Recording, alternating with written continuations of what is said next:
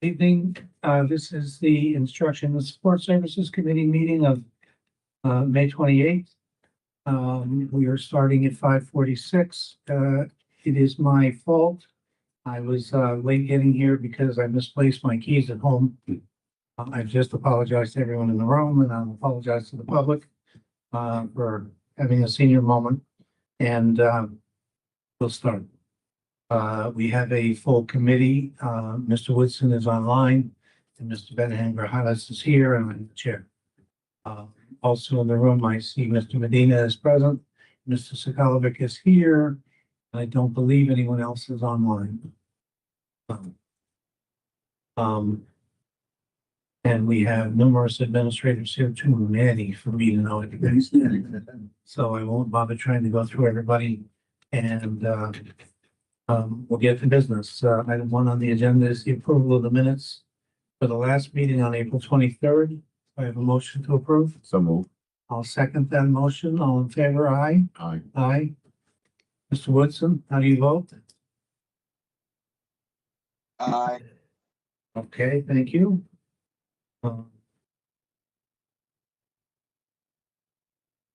And item 2, discussion and possible action to the full board of the Hill for Literacy for school year 25-26. Who's presenting? I am. Okay, Arch. Good evening. I'm Laura Hughes. I'm the Executive Director of School Turnaround, and I'm here to introduce Dr. Darcy Burns, representative Executive Director for the Hill for Literacy, with a proposal for our fiscal 25-26 to return to Bridgeport Public Schools to provide consultation in the areas of instructional leadership, assessment, instruction, and professional learning and reading for grades K through 6. We go to the first. The projected cost overview is projected on the board. You should also receive something in the portal today. The Hill has been working with us for summer school training. This has been funded entirely by the CSDE, the State Department of Education, for an estimated amount of $47,000. In line with that, we've been planning for them after consultation, Dr. Avery and Dr. Saki, the proposal for next year to pick up where they left off when they left in 23-24. The Connecticut Department of Ed, in this proposal, what you're going to see is the Connecticut Department of Ed is going to fund $364,000 of this, and we're looking to Bridgeport Public Schools to fund probably through the Alliance grant, $437,000, for a total projected cost of $801,000. This comprehensive funding strategy reflects our shared commitment with the Hill to deliver impactful educational programming and ensuring sustainable supports for our students and educators. I'd like to introduce Dr. Darcy Burns, and Sam, she'd like to share her slides. Oh, do you want me to share them, or do we just want to have whoever was sharing them go to the next slide? That's We can fine. do that. Yeah, that's fine. Because Okay. I don't even think I have sharing options on my, so, Same. yeah, thank you. Welcome. Hi, everyone. You can go to the next slide. Perfect. Perfect. So I'm excited to be here, just to do a very, very brief overview of our Bridgeport partnership. As you all know, we were in partnership for a couple of years, and so we are looking to reinstate that partnership, starting with the summer school program and then this school year. Our areas of focus are leadership systems and structures. So establishing leadership teams, working with administration to support the model, reinstating data meetings, so addressing assessment using your universal screening and progress monitoring tool, focused on tiered instruction, so providing coaching in the classroom for teachers around the implementation of your current programs, ECRI in primary, K to 2 grades, and then small group instruction aligned to Wonders in grades 3 to 5. Professional learning, so training and linking the science of reading knowledge building, along with how to deliver effective small group instruction based on data, and then also engaging families in this work. And so the next slide just outlines briefly, it's a very brief summary of the proposal that you received. So we'll be reinstating the district literacy leadership team that will be meeting monthly. Every school will have representation, special education, multilingual learners, and general ed and administrators will participate on that team. We will also work closely with the principals to support this work in the school. And we will have district admin meetings to ensure the fact that district leadership is providing oversight and helping with problem solving any implementation barriers. We will reinstate grade level data meetings and training around those data meetings with the goal of the grade levels running those meetings by the end of the year. We will provide in-class coaching and implementation support in the classroom in every school around the delivery of instruction based on data. We will deliver and ensure that all teachers are trained in ECRI, small group instruction, and we are going to work towards reinstating the science of reading course. So training the teachers who have not yet been trained, who are not trained in the first 2 years of our partnership. And then we will also work within the Connecticut Literacy Model Project, which that's where the funding's coming from for most of the activities. We will also investigate conducting parent workshops through that project. And as Marge said, this is a combination of funding. We have the Connecticut Literacy Model that's funding the leadership routines, the data meetings, the training, the parent workshops, and it's really and then coupled with the district funding to support the in-class coaching in every building. So this was a very brief overview. The proposal spells this out a little bit more deeply. We at the Hill are excited to reinstate this important, powerful partnership that we have had and committed to building the capacity in the district to maintain this work.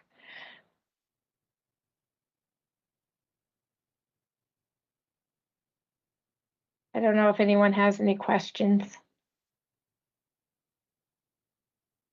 Thank you, Mr. Chair. You said how long then on this program is with BOA?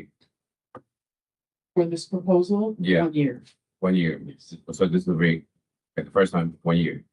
How long was it in the past? Yeah. I believe it was 2-year program, correct, Darcy? Yes, we were in partnership for 2 years, district-wide. We started the first year K to 3, and then the second year we rolled up to 4 through 6 grades. So the second year we were K to 6. And then before that, Bridgeport has participated in the Connecticut Literacy Model through different statewide trainings and support. Also prior to that, but that was the most significant partnership that we had for 2 years. Thank you. In 23-24, when prior superintendent canceled the contract with them, it was the beginning of the year, and as they were starting their work during that time with the 4-6 teachers. So it was withdrawn and we never got that far. And as you'll see in our ELA presentation today, we can see with some of the impact in our upper grades. Thank you. One was in the 2 years. 21, 22, and no, 22, 23, and 23, 24. Correct, Darcy? Yes. Can you repeat that again? 22, 23, and 23, 24. Thank you. They're also in the slide deck that's been shared with you there on the last slide. There is a video. I think this was shared in the past, but it's a video that we had made for our partnership. And so we're sharing that for anybody that wants to watch it. It's pretty inspiring. And then we also have some summary data slides and things too that we could share. We just wanted to keep this very simple because you have a very jam-packed meeting. Thank you. Mr. Woodson, any questions? No questions at this time. Mr. Medina, Mrs. Sullivan. Only 5 minutes. No, I just wanted to, well, earlier in the past with the program, is this duplicating any services we got? Well, what we've done is we divided the teachers into cohorts. So cohort A would be all the brand new teachers incoming this year. So they'll be our new hires. The second cohort were teachers that were teachers, this includes special ed teachers that were here in 23-20, were new in 23-24, and new in 24-25, who have not received the training. And then we have cohort C, which would be people that are doing the refresher. And I see the financing vehicles are fine. What's the differential in cost between the what we're using, services we're using currently, and it's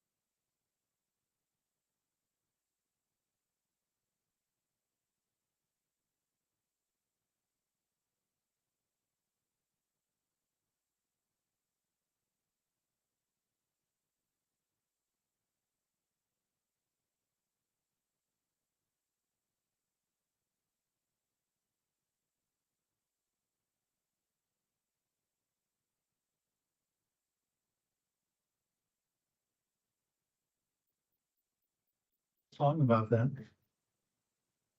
Day the end of the time. Yeah.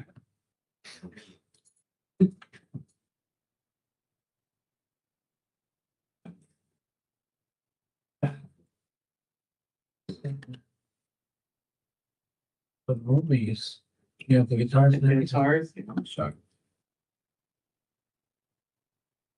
Okay, we're back. Good? Yeah. Okay. For, Mr. Medina. So we're voting on a preliminary idea for a contract before we vote on a contract. I'm a little confused at conceptually how we're proceeding. Well, we're proposing it to the committee, forward to the board for approval Of what? of the plan. A plan for maybe a contract. So would you like the contract? Well, I'm a little confused about conceptually what we're voting on.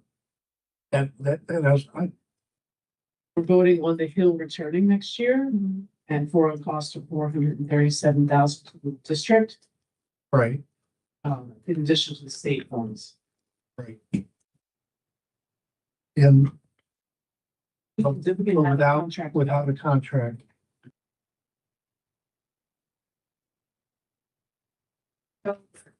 far as I'm Is that- aware, is that normal that we would do that? traditionally, you have had through your committees review of larger items. This is impacting curriculum, so you would have a proposal to look at. When you get to the contract, then yes, we bring that to committee as well, but the tacit approval of going ahead with the program usually are these discussions that happen now. We want to go to contracts, so we've had. Yeah, and there's been the thing is the grants hold up because you can't sign the contract until the grant is in hand, correct? Well, what the state did commit to for next year Right. is that they would do a preliminary review and say, for instance, okay, we're going to approve the Hill. Go ahead and move forward with that. Because subject to the final approval of the full board. Okay. We're comfortable with that. Yeah, that's Okay.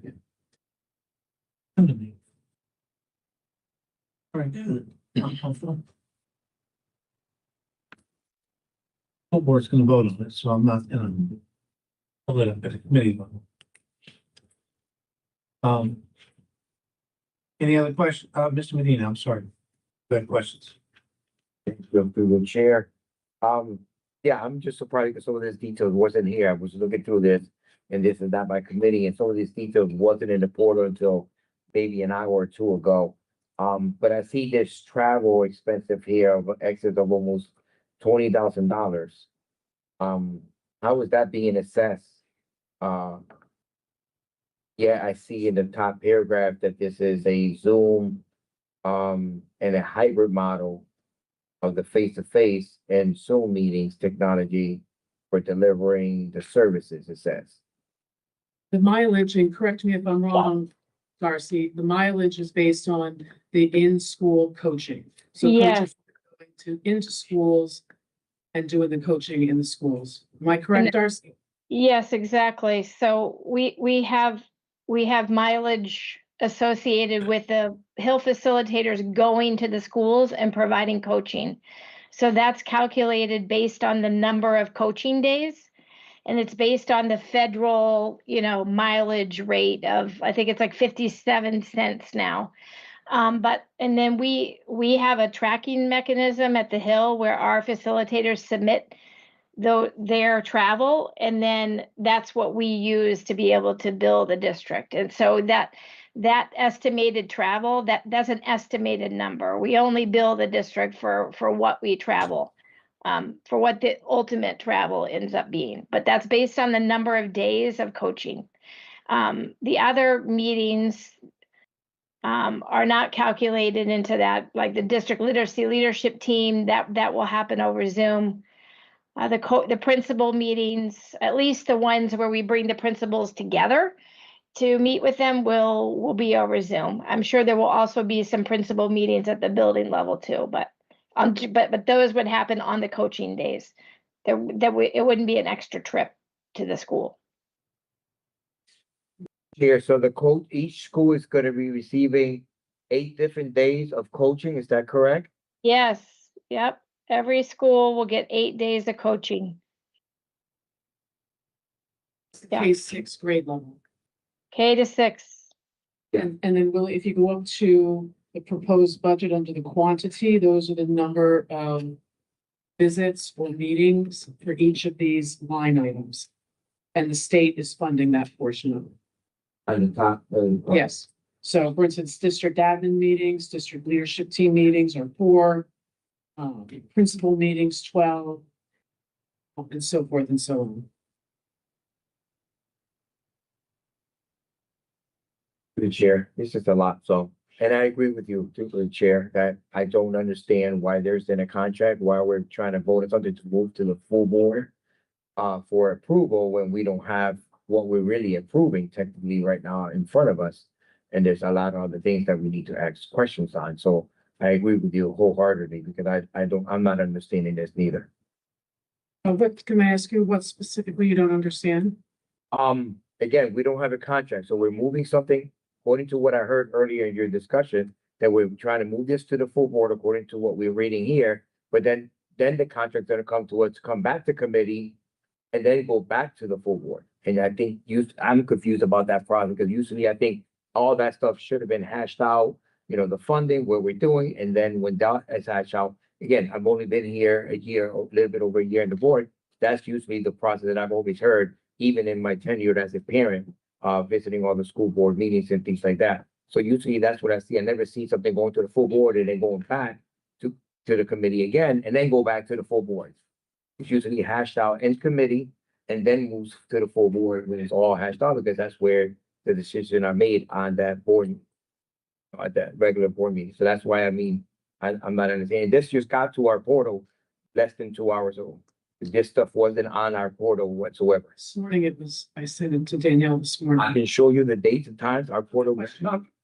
I'm just giving you data. I'm not arguing. I'm not here to argue. I'm just saying the portal states this was just done a couple hours ago. One of them states that it was just less than an hour ago. I don't know which one, but I don't have this information until right now. You know, and I've been sitting out trying to catch up with everything the last 3 hours almost. But this wasn't on there. I just saw this now. Through the chair. How quickly can we go to contract with this?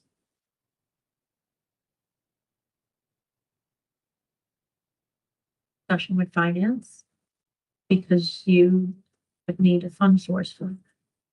Post fund source we do not currently have to utilize. You're trying to put it in any year. Application which has not been released yet. So, to Mr. Medina's point, I understand what you're saying. However, because of the large requests that is being sought and the reintroduction of this vendor back to the district, I do believe it's appropriate that you have this discussion without a contract, because let's say you decided you did not want to do this and we brought the contract to you and we spent a lot of time trying to engage this vendor, and you decided, absolutely, you're right, that it wasn't something that you wanted to do. At this price point, there should be a discussion around, is this something we want to proceed with?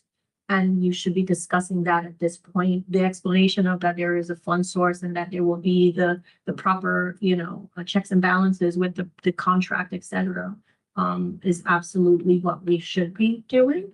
But if you would like to proceed with a different mechanism, of course, we are at your behest and we will follow what you would like us to do.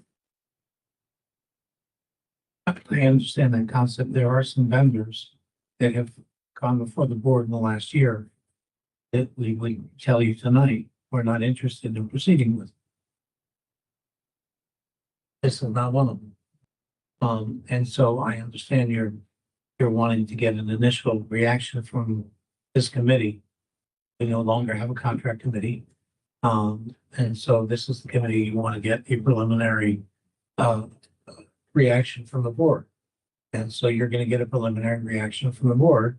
And, my guess is it's going to be a positive reaction based on the discussion so far. There are some angst. There is some angst about, you know, the specifics, and that'll get worked out before it gets to the board approval. I get that. And I'm comfortable with that. Yeah, I'm comfortable with it. So, couple of things. This is not, I mean, in the past, quite a few times we've had to approve retroactive contracts. But, going back to, I think almost every single superintendent has had one or two come before us. And I think now it's just that we're under increased scrutiny and we're actually looking a little closer at everything. So we're noticing more and everybody's bringing us more than they used to. Not that anybody was trying to hide anything, but it's the way things were traditionally done in the past. But I don't think it's anybody trying to hide it. Now, as far as signing the contract between us and them, does the funding source need to be included in the contract? It depends, at this price point, particularly, when we're using, specific types of grants, there are terms and conditions in that grant that if we need to flow down to the vendor, we usually would mention that. This particular situation, particularly having to deal with state money and state engagement on it, speaking that we go, I'm sure we'd be something flat that will move this along the way. I believe the concern is we get to August and the work begins, or whenever the work's supposed to begin, and the funding's still not in place, so they don't actually have a contract. They're working and like it's basically like a gentleman's agreement that's not signed. We could clear that with the state prior. Yeah. I mean, it's not anybody's fault except for the slow process. If I may, this, Mr. House, right, well, I know, but you were speaking, you had to say, right? I recognize that, but if I may, we had a rather, bad experience with the state in January, where money that we had been allocated hadn't been spent yet. And they chastised us for not spending money that hadn't been given to us yet. So we don't want to find ourselves in that kind of conundrum again. So we do want to make sure that we have our T's crossed and I's dotted. So, Just saying, like, no, we all share that same desire to avoid another experience like that. It was uncomfortable, unpleasant, and, not something any of us want to repeat. So, This gentleman here agrees with moving forward. are there any other questions? Yeah, take a motion to approve this.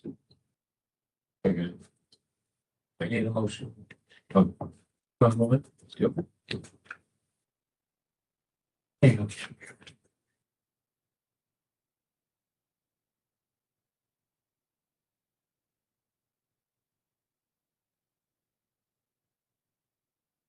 I make a motion to, actually, in action to the full board of the Hill for literacy for school year 2025, 2026.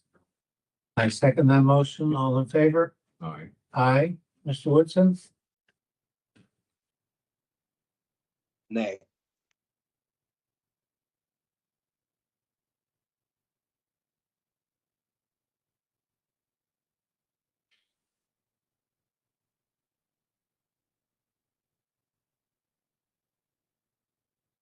Motion passes.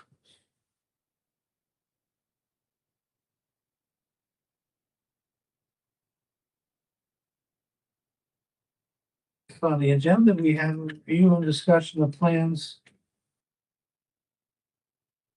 If the suspensions, I have the Bernard Buddy Jordan Foundation. Is here for that? If it's, I'd like to add it to the agenda this evening. For information. For them Information item? to, kind of along the same lines, to determine if we want to move forward with a contract for about $81,000. In order to work with 9 schools, in the district. for boys and girls. Okay, then I need a motion to add, okay, so this is an item that you want, is that, you want a discussion and possible action to the full board? Um, discussion and possible action to the full board regarding the Bernard Buddy Jordan Foundation. To Bernard or Bernard? No. Bernard Buddy Jordan Foundation. The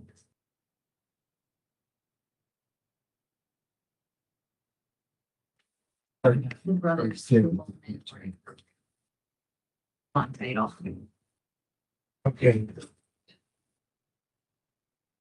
This was supposed to be written down for me, so bear with me for a second. I can read this down.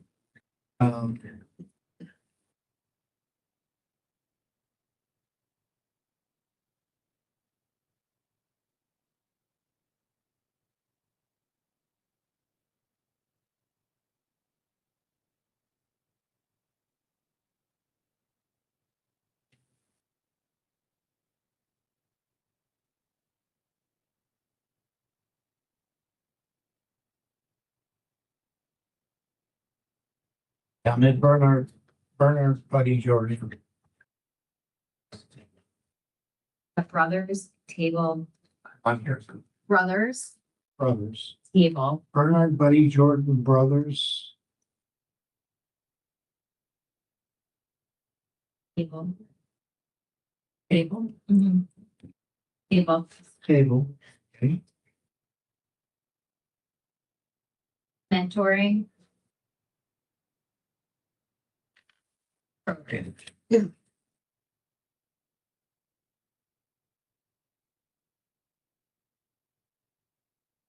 So I have a motion to add to the agenda. Discussion and possible action to the full board of the Bernard Buddy Jordan Brothers Table Mentoring Program. Have a second for that? Second. All in favor of adding this to the agenda, say aye. Aye.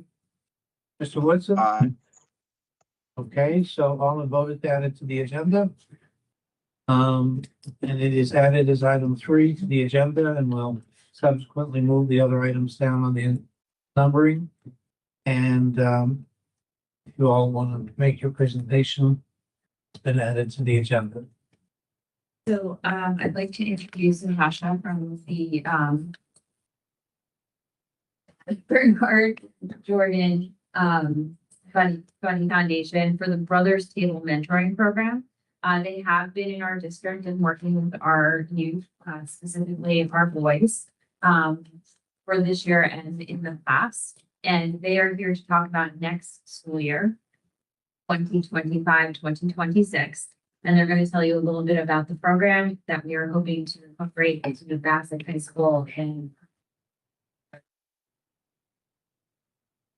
Well, everyone, thank you so much, committee and board members for allowing us to join today. I will take 5 minutes just to give you a brief overview. But we are the Bernard Buddy Jordan Foundation. My name is Natasha. This is Mike Jordan. The Buddy Jordan Foundation started 20 years ago. And the unfortunate murder of Mike Jordan's brother, Bernard Buddy, in broad daylight at Newfield Park. And from that, the family it kind of started. I don't want to tell my story, but we have 5 minutes, so I'll just tell the abbreviated version. So 5 minutes, take your time. Okay. Here, one here. Thank you. And from that, the family kind of came together with the community and the impact that Bernard Buddy had as a coach, as a mentor in the community. And just started a journey, the family in terms of how to commemorate his life, but also give back, and more importantly, give back to the community that he loved and the family loves. They're from here so much. So over the years, so the mission of the Buddy Jordan Foundation, I'm not sure if the slides are right, but the mission overall is to improve or impact the lives of children, youth, and families. Excuse me, so do we have slides in?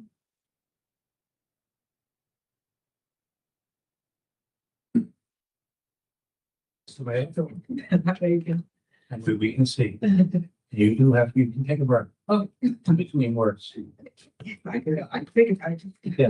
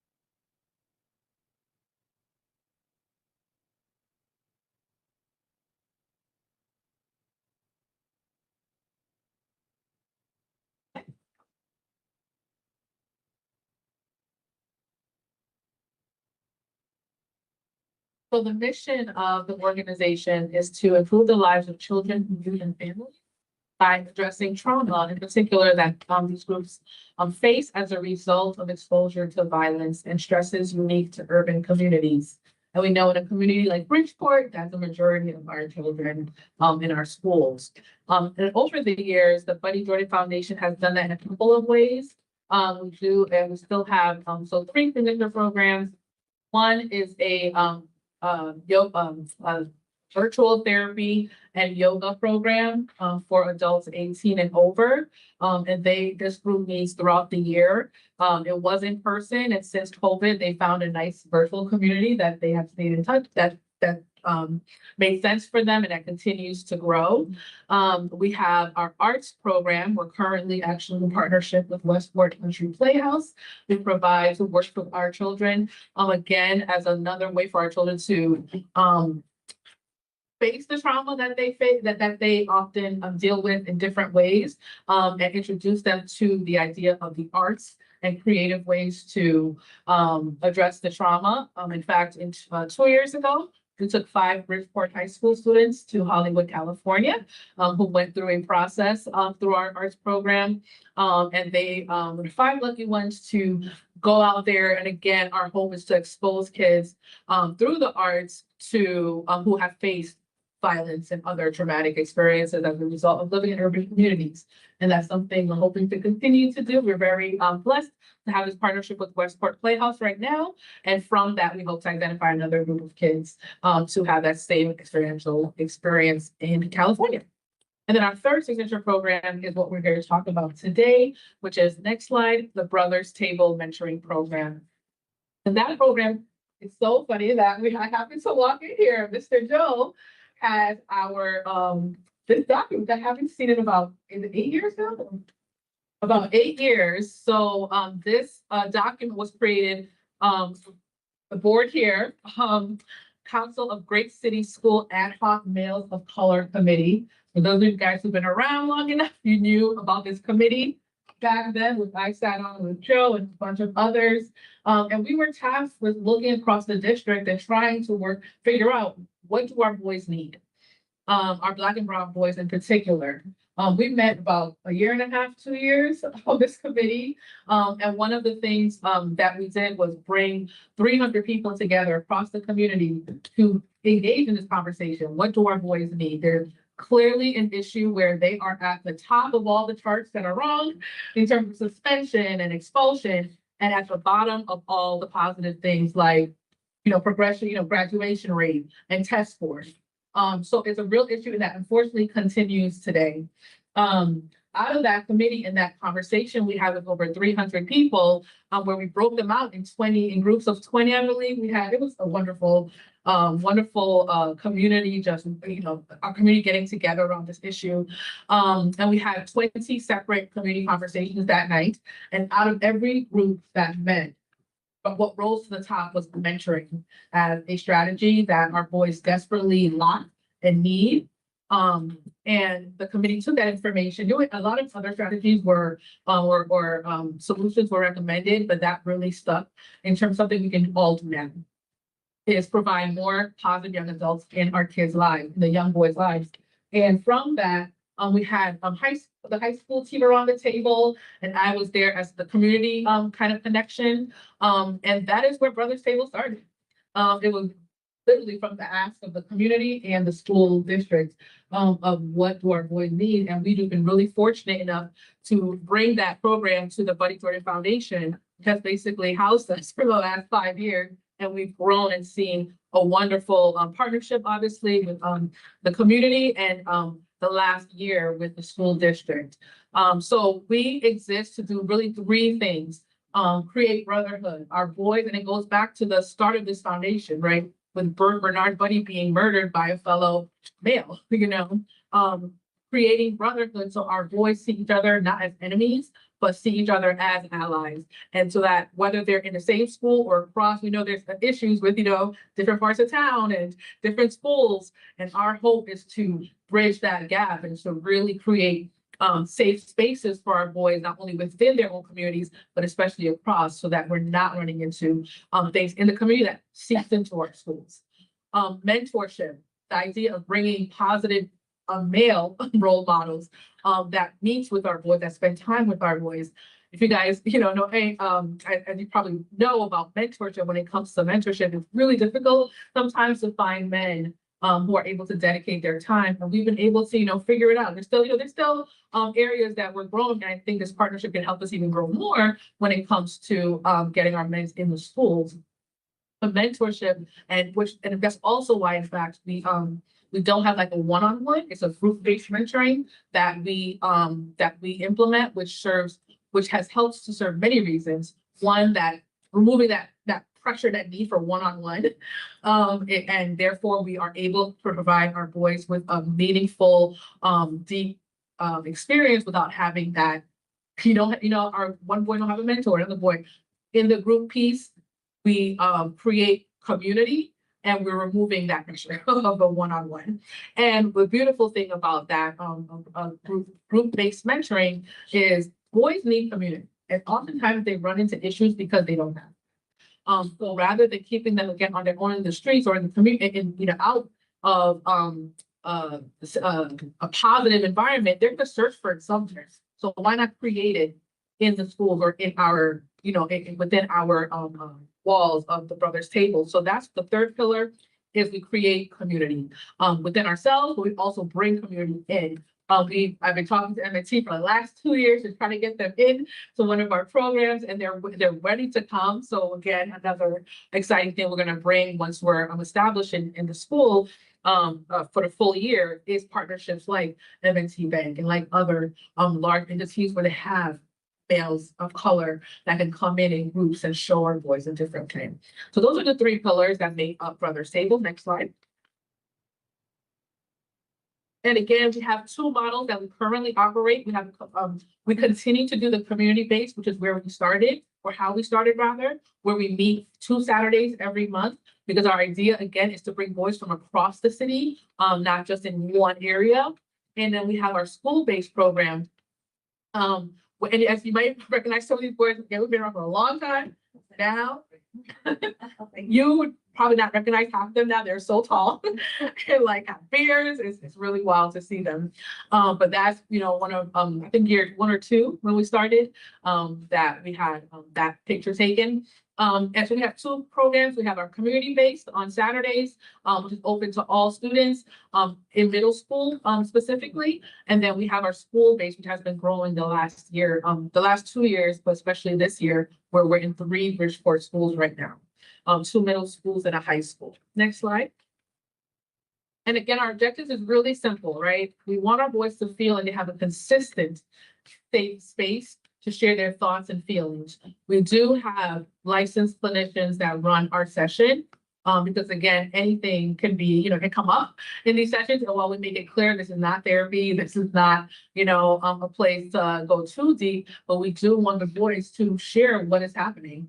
In fact, at Dunbar this year, our very first session there, the boys started opening up about losing their family members that over that, I think over the weekend or something. But there were at least 3 kids that talked in that very first time we were together about the pain that they feel in that moment, thinking about a family member they recently lost. So just having that space with other boys, which we just don't see across the district, unfortunately.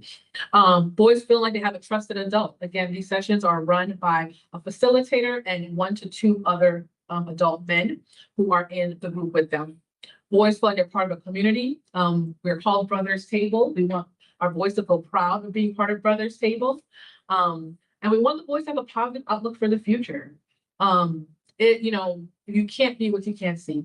And our boys, seeing adult, Black, Hispanic men and professions that are social workers are our boys.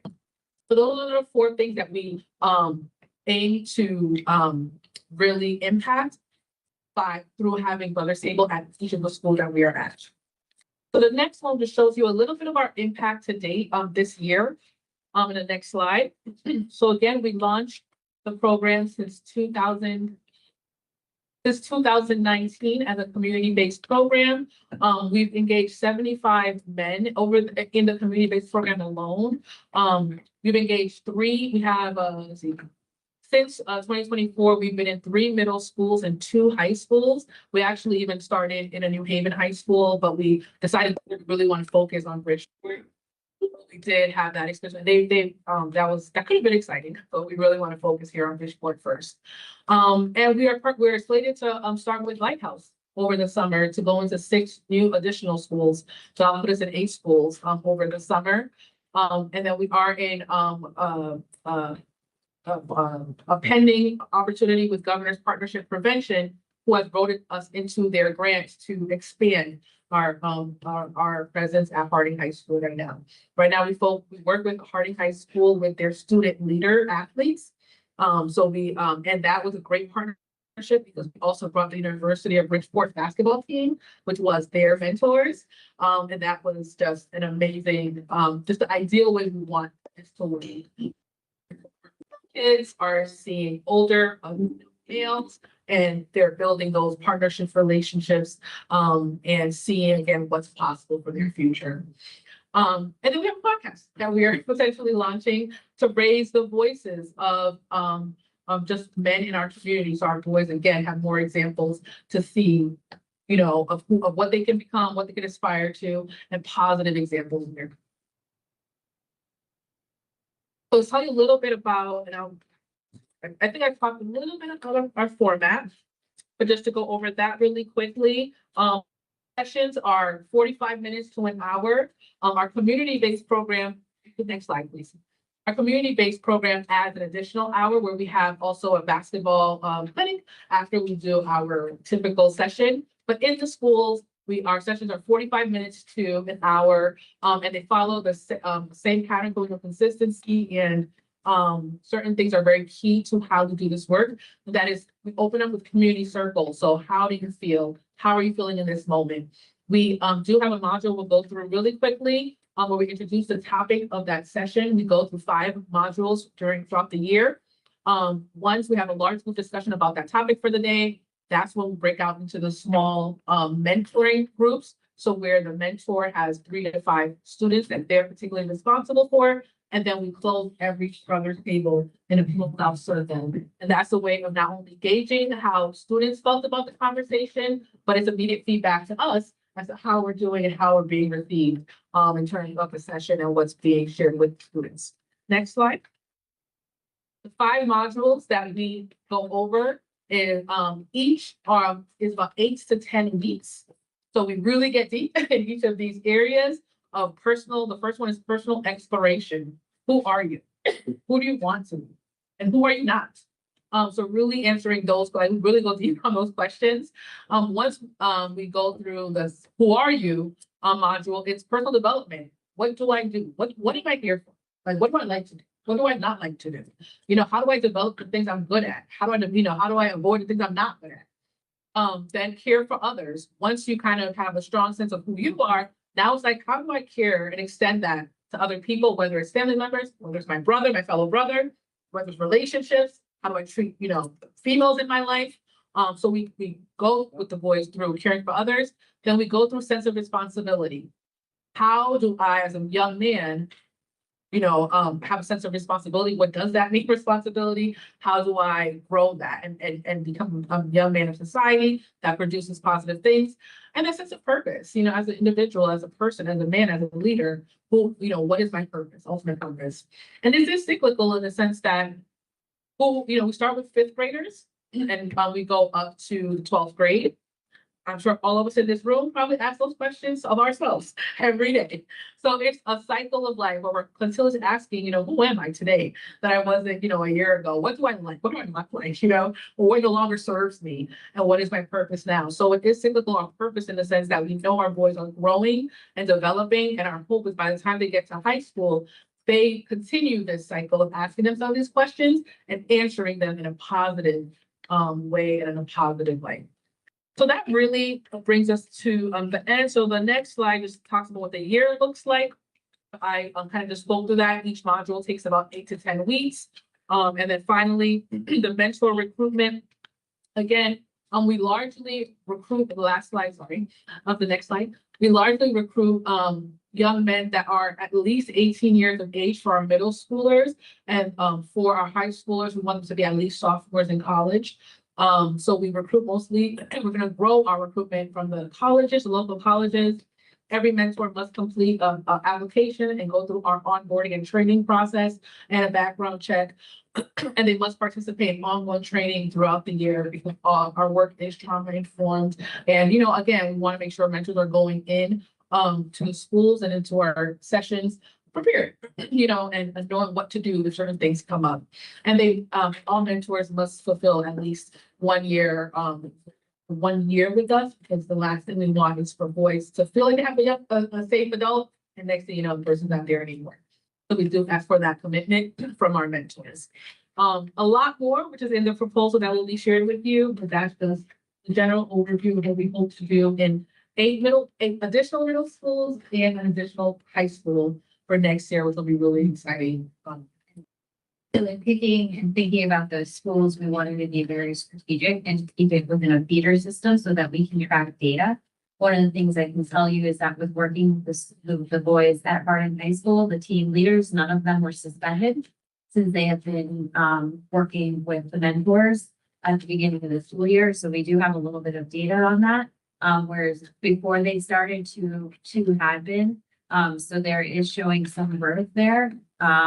We are looking to look at the Bassett feeder so that we can work with those students. And the other reason we're bringing it to this committee is because some of the schools are putting it in during the school day, during periods where they can pull students together. So it has been done in the school day and as an after-school program, and we will work with the schools to determine that. So it would be 8 middle schools in Bassett High School. The work would continue in Harding and Dunbar and Prince Academy. that's right. So Dunbar and Harding. Outside of this, what we're presenting to you. And Hinsdale. So we are Dunbar and Harding. are where they are right now and going, but we would be looking at all of the feeder things into Bassett for next year for this program. The funding would be through the Title 4A grant, which we do have approved at this time. So we do have. You're going to pass. Sorry, my apologies. I know that's. Right, too slow. Go ahead, the money. So the funding source would be the Title 4A grant, which looks at social emotional learning, which this is. And this is also starting to address some of the problems which we're going to talk about in the next set of slides, which is our Black and brown boys and suspension rates and expulsion rates. That's why we are bringing this into the committee for conversation. Will answer any questions. Yeah, I guess I wanted to go back to, in 2024, we did 3 middle schools and 2 high schools. So 20, we're in fiscal year 25, so it's 24, 25. So fiscal year of school year 24, so 23, 24. So what schools were those? The river, that's the one we mentioned, we're in 2 high schools, Riverside and New Haven. And Bath And then and Harding. our facility here. That was last school year. So the two high schools, one was in New Haven, one was in Bridgeport. But- So the three middle schools, For the Dunbar, Tisdale, and then one in New Haven. Dunbar, Bridge Academy, the charter school, and, Dunbar, Tisdale, and Bridge Academy. we didn't, Tisdale reached out to us. We couldn't accommodate them this year, so we were hoping to bring them in for next year.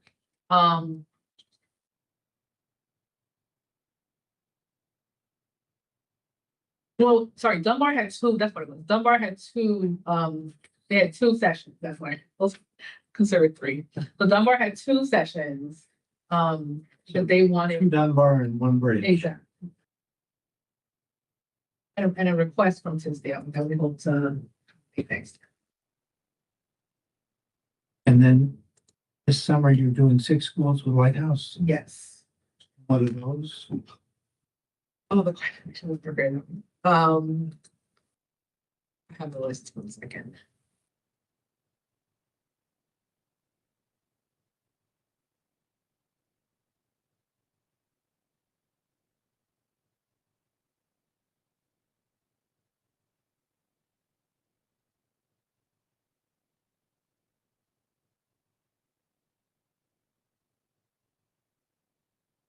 Um,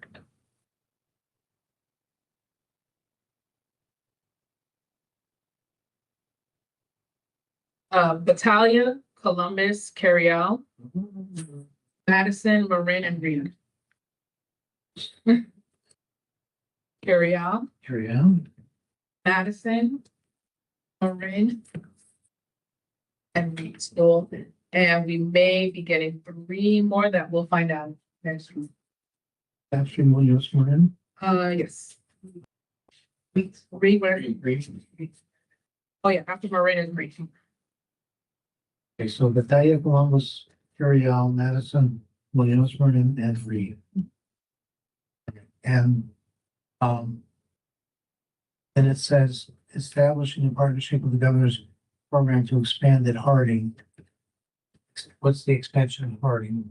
So right now, we only work with, what, 25 of their student That's an leaders? expansion within Harding. Exactly.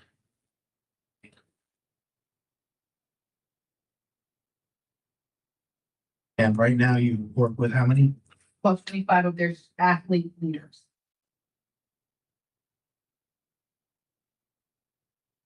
You want to expand one? We'll wait, I guess, to see what government partnership prevention, the grant. Hoping to expand to 50. Probably 75, but depends on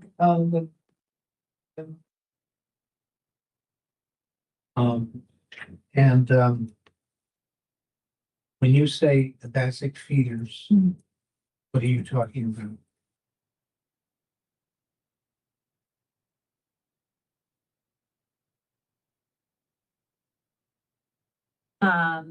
Eight of its feeders, so Curial. Plater magnet.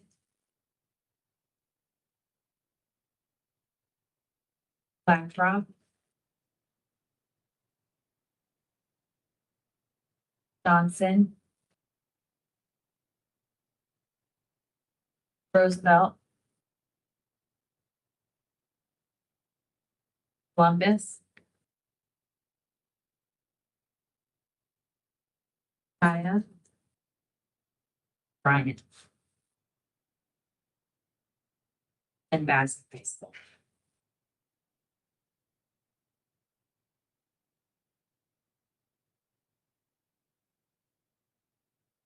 At the middle school, we will be focusing on 7th and 8th grade in hopes that we will also be impacting that 8th to 9th grade transition. That was my next question since, sorry, I forgot. That's not. That's awesome. Natasha, not. Yeah. Natasha was talking about 5th on.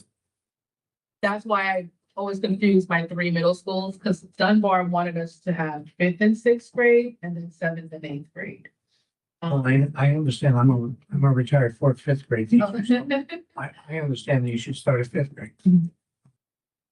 But I understand why you're looking at 8. We are hoping to be applying for another grant so we can expand and. No, I see the wisdom of fifth grade. Yeah. Because that's what I call the golden year of elementary, when they start seeing the world beyond themselves. Fourth and fifth, and in the fourth, beginning of fifth, they start being able to see the world and put themselves in other people's shoes. But your purpose, I understand your purpose is because of that spike we see in 8, 9 suspensions. You're trying to address that reality that we confront. We had that 57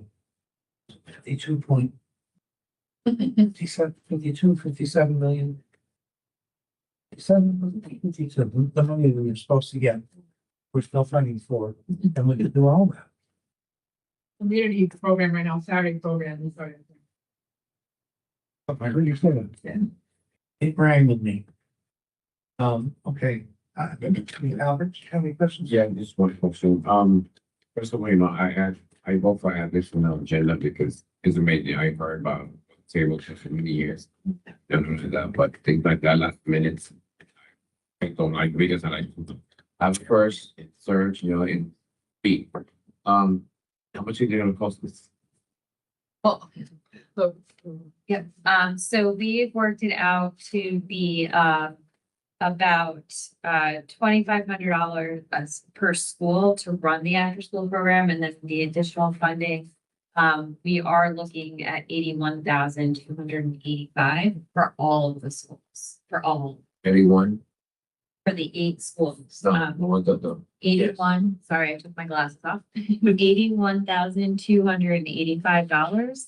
And that would include things like field trips, the mentors, recruiting and training, the curriculum costs, the facilitators for the classes.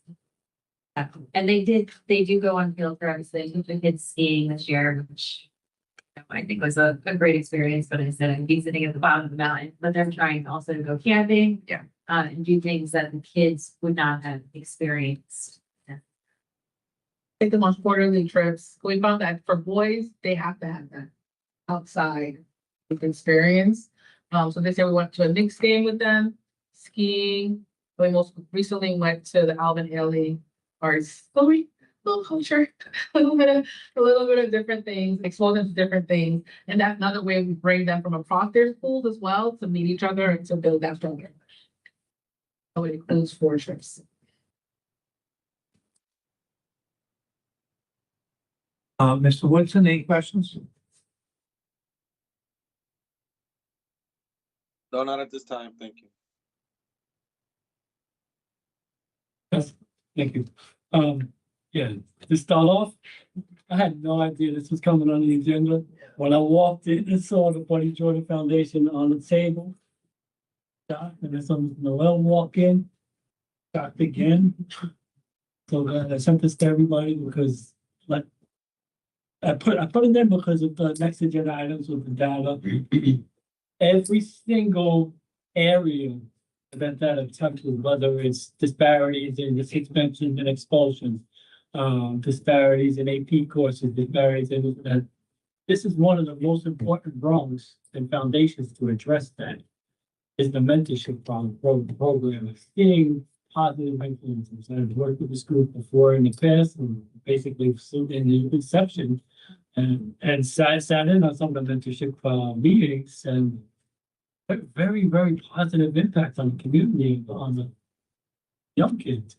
I mean, I support this 100%. This is a shoestring budget for a major impact for our students.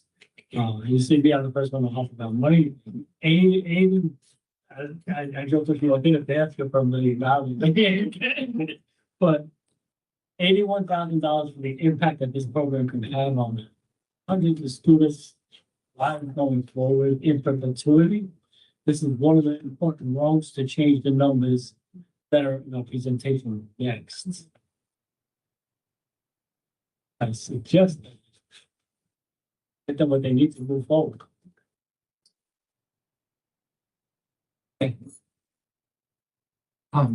Just for the record, I've said this before, people know me.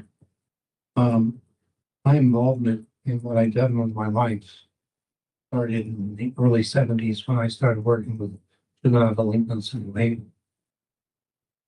And it didn't take me long to figure out that they weren't the problem.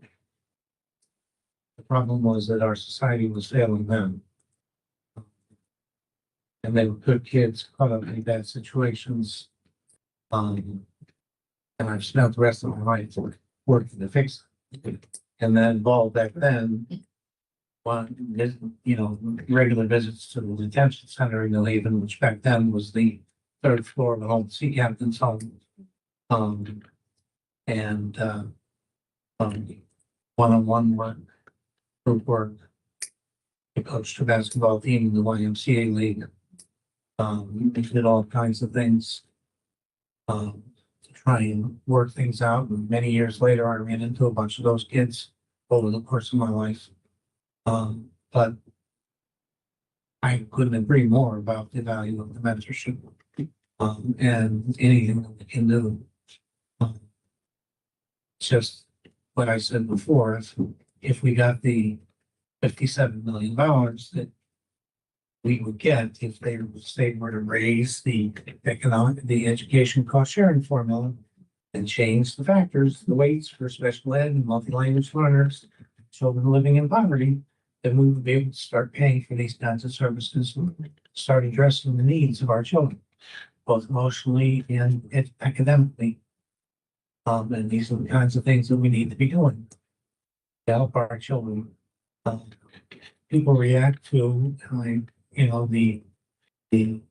the terrible violence of tutors that walk into schools, but they forget the terrible violence of living in a city. And I would discuss that with my students on a regular basis whenever we would do a lockdown drill. But that's not the kind of violence we run into in the city.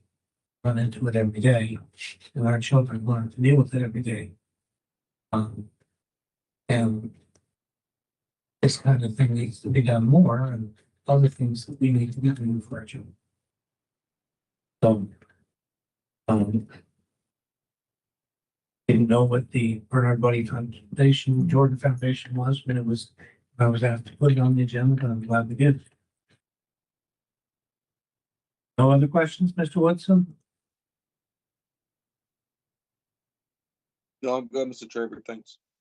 Okay. And I'll take a motion to move to the full board the Bernard Buddy Jordan Brothers Table and Mentoring Program for a vote on the full board. Seconded by Mr. Benahan Rajales. All in favor? Fine. Aye. Aye. So moved. Thank you very much. I'm afraid something you can agree.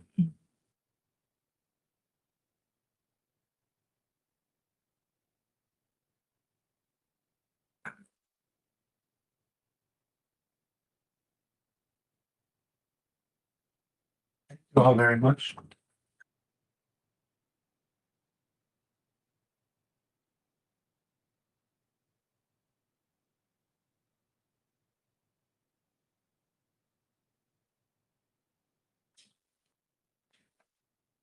Next item on the agenda, as Joe pointed out, and Natasha, you may have noticed, did you see the agenda? Stay on for good thing. You're more than welcome to stay, but that's up to you. It's a public meeting. But we are looking at the suspension rates among our SPED students and then later the black male students and MLL students. So we've been talking about this for the last few months because it continues to be a problem. And that's why, as Fred pointed out, it is ironic that it's an ongoing problem and it's one that we need to address, and every little bit helps. So the mentoring, the Jordan Taylor is going to help you. Thank you. Thank you. Night, both. Have a good night.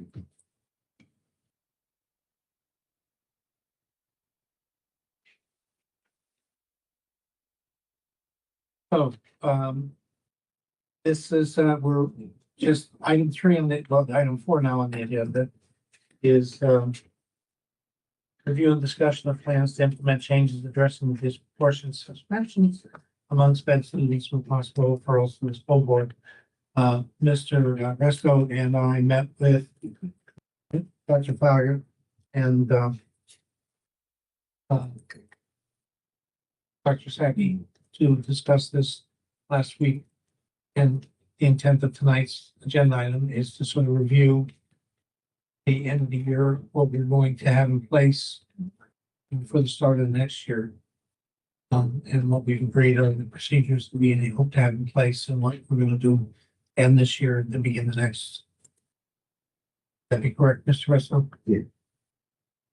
So, And with your permission, I'd like to combine, 4 and 5. Can I do that? Or do I have to do them separately? continue discussion of this portion spent on the White House. I'd rather, separate and do, because this is more a wrap. I mean, you want to look at the data. I'd rather we wrap up what we're gonna be doing with the sped students first. Because that is sort of procedurally what we're going to do. You're talking about the last 2 pages of your data there. Yes, so I just want to make I sure didn't that. see that as sort of addressing just sped. And so I'd rather talk about what we're gonna do, because you gave us, I gave it to you together. So it is the the, data you gave us together for tonight's meeting.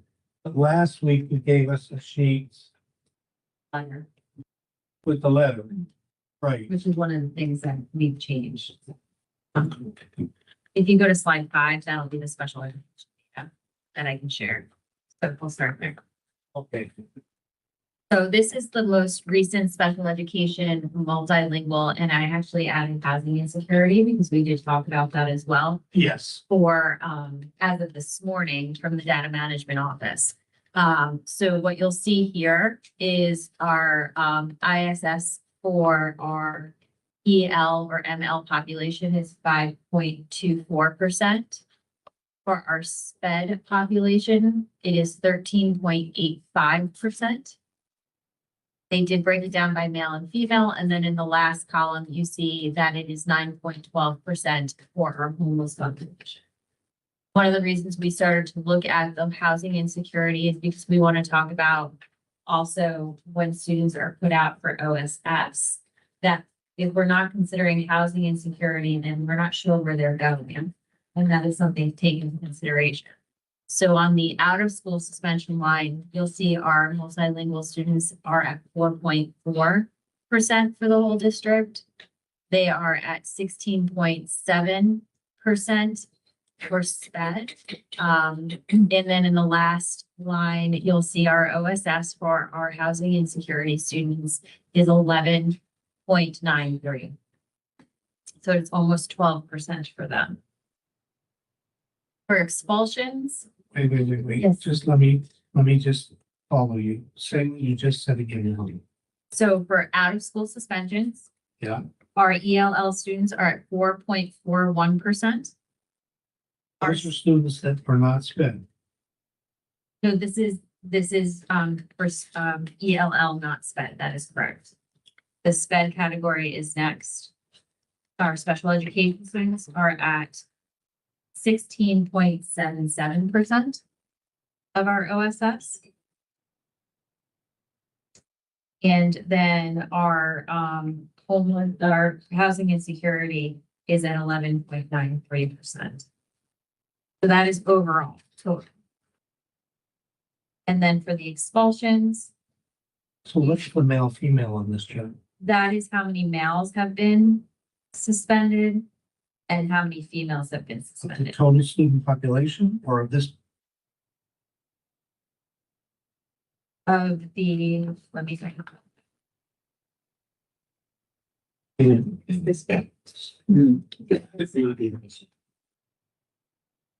That I would have to ask, Dad, I apologize, I would have to ask.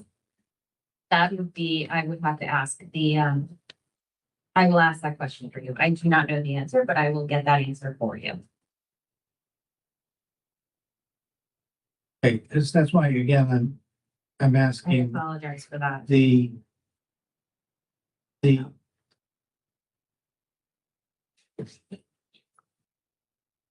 I do not like that we constantly refer to half our student population or ELL or SPED.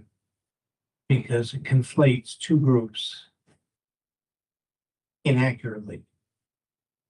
And so I see on this chart, we have 7,238 ELL and 4,223. That's fully enrolled. Great. That's great. That's half of the Bridgeport, over half the Bridgeport student population. So, you know, there are ELL SPED students. And so I don't know who's, they're not, they overlap. You know, if I had my old fashioned two circle Venn diagram, they overlap There's 1,000, multilingual students that are in SPED. in Spanish. So I, of that group of 11,400, 11,450, you're saying there's 4,000 Thousand 1,000. students that are duly identified. that are duly identified.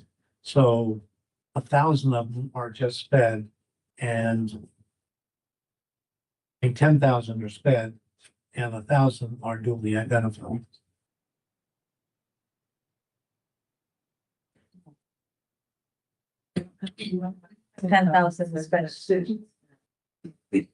He's added both to.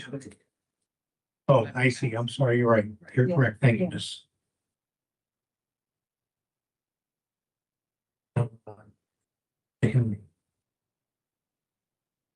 So you're right.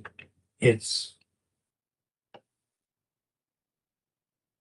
if 1,000 of them are dual, then about 3,000 are English speaking SPED. And 1,000 are yellow. Right. I apologize. You're right. I'm just not sure which category they fall into. Right. so that would be another number that we could find. Right. Through the data. Well, I'm gonna repeat something. I don't know who prepared this data sheet, these data sheets. But I'm gonna repeat something that I've requested every time I've seen it. Which is the total student number in these categories. Is again missing. So its absence just, So asking for how many yellow. well, yeah, if I go back to the beginning, because you're forcing me now to do this. In any of these categories on page 2, How many how many Black or African American students are there? enrolled? I understand. How many Hispanic or Latino students are there in the system? You know, we have, is the total enrolled at the bottom? Is That is the total enrollment at the bottom, yes. So there are 13,000 Hispanic or Latino students? Okay, that's what I wanted to double check. So when we look at the percentage, and figure out, okay, I got it. Thank you. That's what I wasn't sure when I was looking at it this afternoon. All right, so. Okay, then you do have what I wanted. But and I can ask for that dual number to be run as well. Of the 1,000 students that we have, what are their suspension rates? Since they are dual sped and get that information for you. Well, and I'm thinking now whether I need it, whether it matters. Because we are looking at, are we? Within the SPED community, it matters in terms of what are the factors that are affecting their spike. So when we go back and look at what we prepared to look at tonight, which is the black and the ELL data. Then if we notice the spike, then do we want to look at whether or not that spike is influenced by, you know, We could also look at it we're that. gonna look at it that way. We're gonna look at what percentage of the children that are being suspended are sped, whether they're black or ELL, right? Right. Yep. Yeah. We can do that as well. So we're sort of looping there. Mhm. So I see what you're saying. And so let me just deal with items, what is now item 4 on the agenda, which is that when we met last week, we agreed to an item that is not in the packet, which was, The consent letter, Yeah. the consent letter. right, Oh, okay. I apologize. Get it to you. right. Well, it was part of the agreement was that there was going to be a letter as part of the consent package. So there's going to be the training that you have outlined in the packet tonight. Right. Which affects all of it. But as part of that was a consent letter. Correct, Angel? Consistent. Yeah, if she finish it, you understand where we're going with that? There's another piece to that. That she has tonight. Okay. I'll let you finish. I was instructed by the boss. I'll let you finish. So those are your totals, for your ISS, OSS and expulsion. On the next page, which is slide 6. Go forward to slide 6. The next slide, thanks. That's it. So these are distinct. So this is one time that they have been suspended. So when we look at ISS for our multilingual learners, it's 3.62%. When we look at our special education students, it's 7.51%. You see our male and our female, where our male population is at 6.63 and our female is at 3.66. And then our housing insecurity is at 5.26. Our out-of-school suspensions for our multilingual learners is 3.07%. For our special education students, it's 8.43%. Again, we see that the male population is higher at 5.72% than our female population at 3.83%. And that our out-of-school suspensions for our housing insecurity students is at 8.07%. And then for expulsions, you see also that it is 0.08% for our ML students, 0.33% for our SPED students, 0.31% for our male students, and 0.10% for our female students, and 0.35% for our homeless students. What you did ask for at the last meeting is the next page, which was more than one suspension. You have asked, how often are we suspending the same students? And so what you'll see here is that students who have more than one suspension for our multilingual population. Oh, I apologize. We can go to slide 7. You'll see here our in-school suspensions is about 1%, 0.95. For our special education, our repeat offenders are 2.9%, almost 3. For our male population, it's 2.16. Our female population, 1% about, and our housing insecurity is 1.75%. For out of school, you'll see for our multilinguals, 0.7%. For our special education students, you'll see it is 3.42%. Male and female, again, males are higher at 2% versus our females at 1% about. And then our housing insecurity students at 2.46%. Suspension is not here, obviously. I mean, expulsion is not here because you can only be expelled one time from school in a year. So that's why there is not more than one. Okay, now. Once let you finish, Mhm. but that would mean that we went through all the data. Correct. and I don't want to go through all the data by you just reading to me what's on the tables. Okay. What we learned from these tables. What we learned is that most of our students are not repeat offenders when I look at those percentages. That they are testing more often than not. What we are doing though, in the conversations we had and in that meeting, we talked about what are we doing with our staff as well to start to talk about these things, and it does pertain to the other data as well. We are having administrative training in June. We have 3 days planned.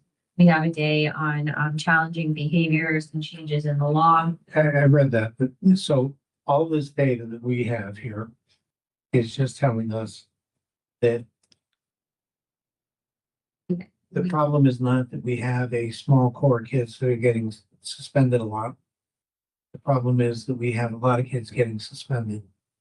And so that would suggest that we're not handling the system right, or our system needs to be adjusted. Stated.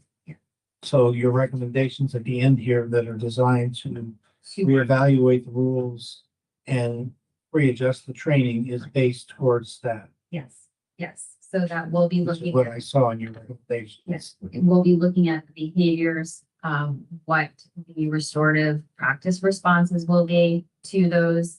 We'll be discussing how, we talk to students and actually go through the investigation process. We'll be looking at the code of conduct and responsibility, making sure that we talk about progressive discipline. So all of this will be done at the administrative level, and then it'll be done at the staff teaching level. And then we actually have steps also for the student level, one of which is today what we talked about. I'm not looking to go into this. Have we identified areas meaning buildings where there's a greater problem than others? So as we talked in the last meeting, the very first thing we did is all of the data is provided to, for the principal meetings. So Dr. Avery had, told you that he would make sure he's having those conversations with principals. So that happens every Friday. Today's Wednesday. So tomorrow he'll receive that data for the next principals meeting. So that is, at the forefront of all of his conversations. Along with chronic absenteeism, and then the EDs are also accessing that information for their conversation as well. And we're addressing it universally as well. So each school though is going to know, here's what your individual school's data looks like. And here's the average from the district. So they'll know whether they're in line with the district or they're out of whack. They're being provided their numbers. This goes to the discussion that we had last week. Where, you know, it's beyond my ken. If a teacher would suspend a student for 10 days. It just.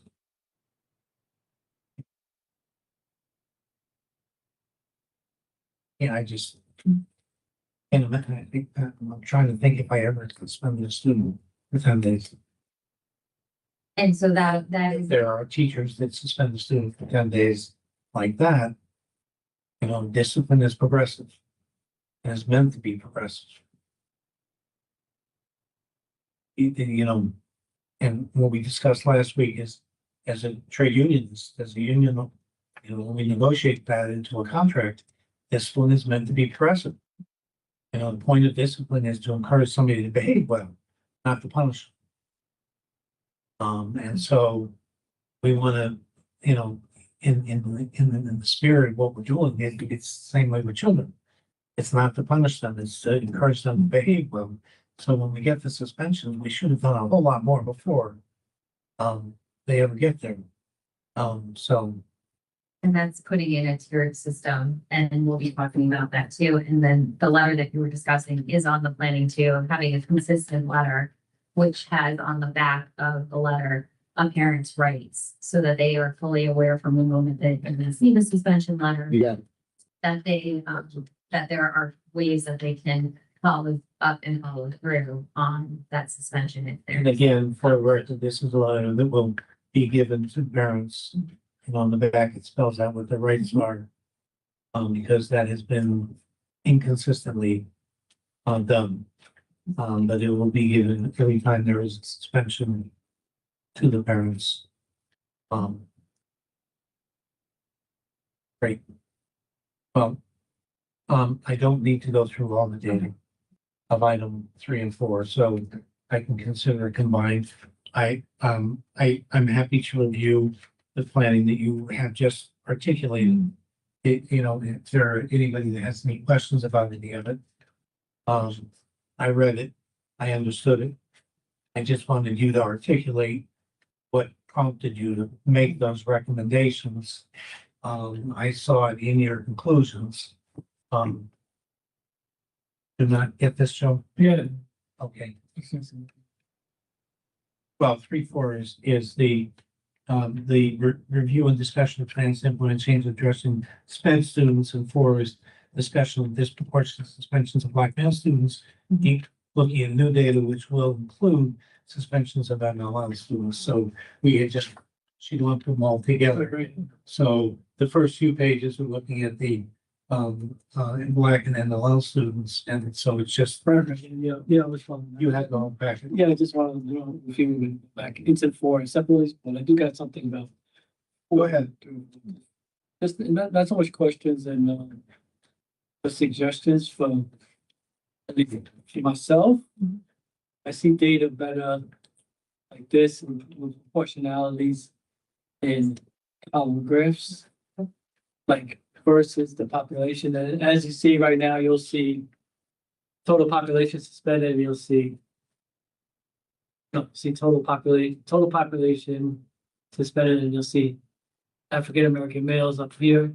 And then as we go around and address the problem, you see the bar graph moving. Because when sometimes when I look at numbers, you see big numbers, large numbers. It's hard to equate them. And let's say, yeah. And I believe it took a while. It took a while for us to settle on that when we were doing this and the actual format to look at it. But that's the best way I found to see visual, rather than trying to figure out 26% versus 18%. You can see the stark difference if you got a proportional graph. And that's just the one suggestion I would have if the chairman something in that format. I'm more, yeah, I'm happy to see it in multiple formats.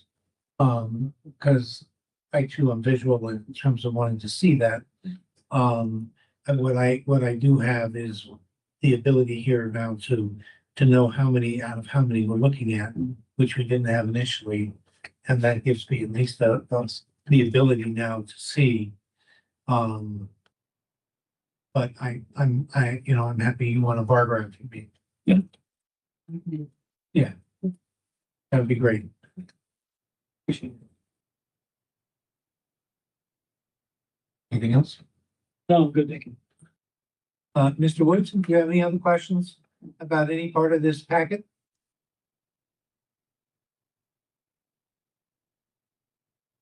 You said that it's not broken down by school yet. Is it gonna be broken down by school in the future? No. No, No? no. Why? Because we're not looking to single out schools. That's the administration's job. Remember in our board trainings, we have had pointed out to us that it's not our job to micromanage. That is the administration's job to deal with the administration of the district. And so we're not looking to put anybody's head on a spike. We're asking them to do it. We've identified a problem. They have a plan for dealing and addressing with the problem, and that's their job to do. Okay, got it. You understand? Yeah, I got you, Mr. Traber. Okay. I'm only offering the answer. I'm not asking you to agree with me. I just am offering the answer. I have another one. Yeah. Mr. Woodson sparked the new one. That was a good question. Without identifying a school, have we found a pressure point in a school which needs addressing? The question I asked earlier was that they will be meeting with individual schools and comparing their data to the district. So that will apply the pressure point. Right. So I'm gonna sit down with Principal Joe and say, Joe, here's your data, here's the district data. Your data's out of whack. Right. That does identify the pressure point, right? Yes. I'm just wondering if there's any that's on the radar yet. There are. That's the point. But I'm not asking them to tell me Yeah, that's what I'm saying. anything more. Yes. And they will deal with it accordingly. And over the summer, I would assume if they have identified some really serious problems, there may in fact even be some transfers or reallocation of resources. That's their business, not ours. Right? That's all I'm saying. I'm really not asking for anything further. Mr. Chairman, Second. Go ahead, Mr. Woodson. like, as you just said, you said that they assessed the data over the summer. Will, after they do their assessment or whatever, does that have to be reported to us? Or when we just see people? No, what I said was, you misunderstood me, Mr. Woodson. We're gonna get more data from them based on what Mr. Sokolovic asked for, which was a different format, which is bar graphs, which will show it to us in a different way, because it's easier for some of us to see it in a different way. What I was saying was that if they have determined that, Mr. Woodson's school versus Mr. Sokolovic's school is being run really well, but, Mr. Sokolovic's school is not being run so well, they may transfer Mr. Sokolovic to a different assignment Mhm. over the summer, is what I was saying. Yeah, Right? and I was just asking, will that be reported to us? Like the Not for reason? that reason, it wouldn't be necessarily. We would just be informed that Mr. Sokolovic's been reassigned to a different thing. Okay, We wouldn't got be it. told why, Got it. Okay, right? got you.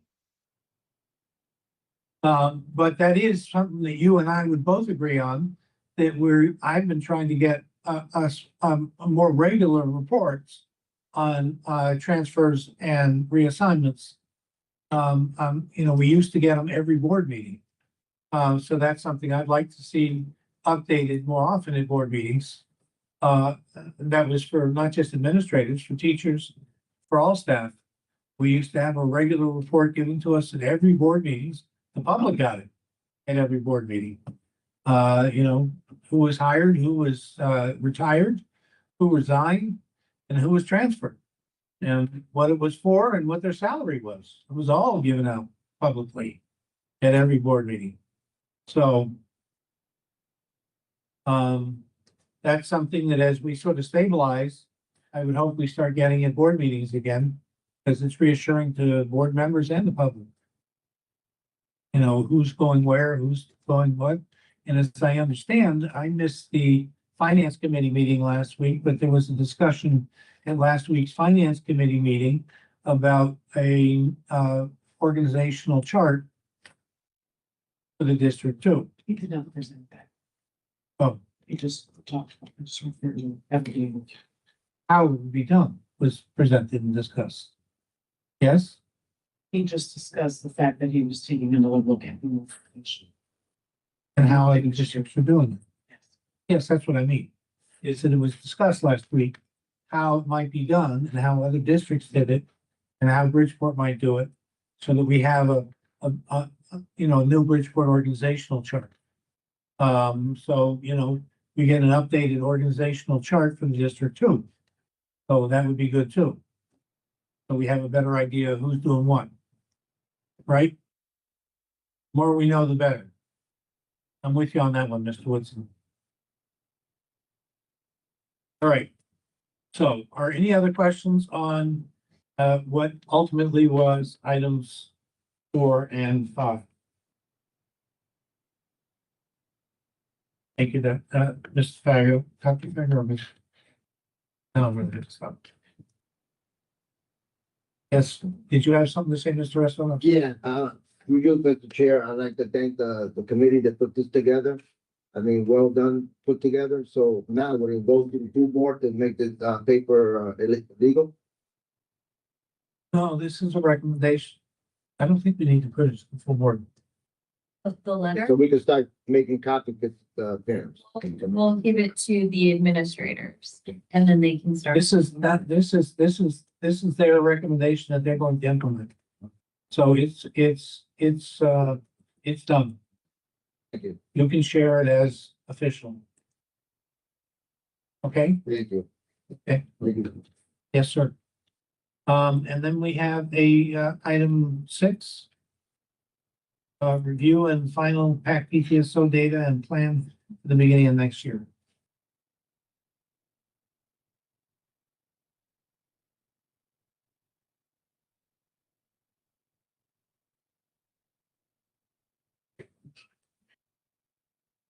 I see that no.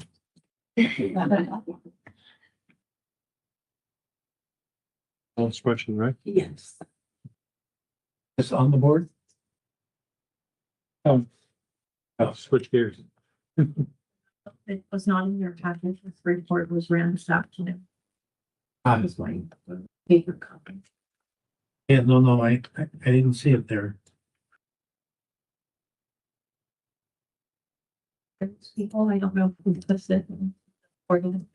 Oh, I mean Danielle. Yeah. And you, I send a copy to her as well.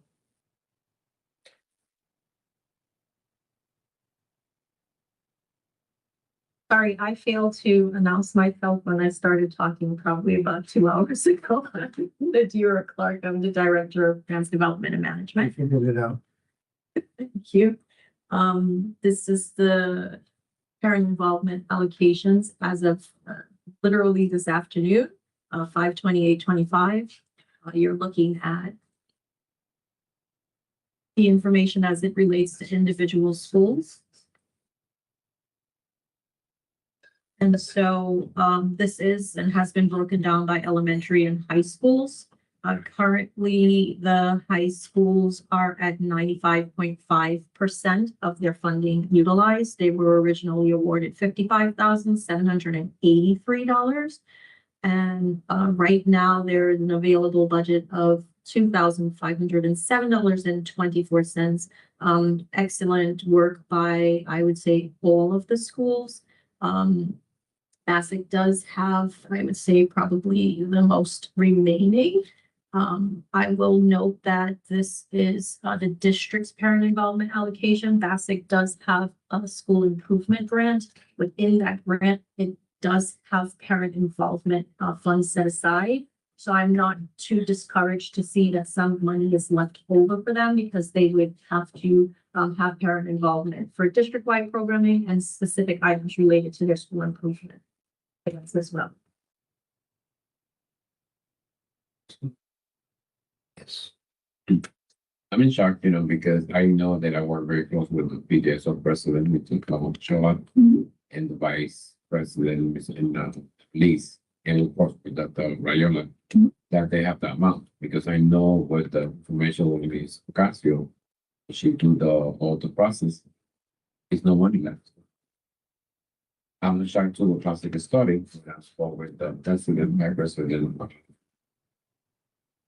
Yolanda. She said she used all the money. So I don't know, I feel that the information from the secretary is not coming well to your department and send the invoice the way it's supposed to be. That's my opinion, because I spoke with so many president, how I am at this. So many years, that Clark. And I feel that information that I feel that the PAC leaders in PDSO, they really spend, the money, but I feel that the office of the secretary, they don't send the information right away. Because I can tell you back in high school, they really spend the money. Show me. And I spoke with when it's Orlando, last meeting we was here, and I can show you text message because I text her right away that night. She told me, no, Mr. Bennett, we spent all the money, we spent everything, so I don't know exactly what's happening there. So I would defer to the executive directors for the individual schools. The information we're pulling is the information from Munis, which is their actual spend. And we're pulling the information of items that might be waiting to get entered into Munis in order to pull this report together.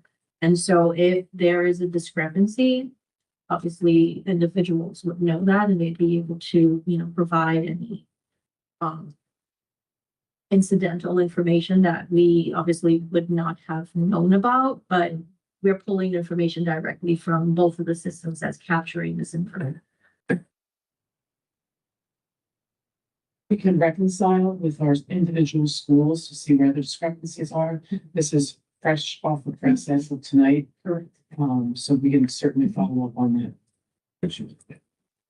I mean, I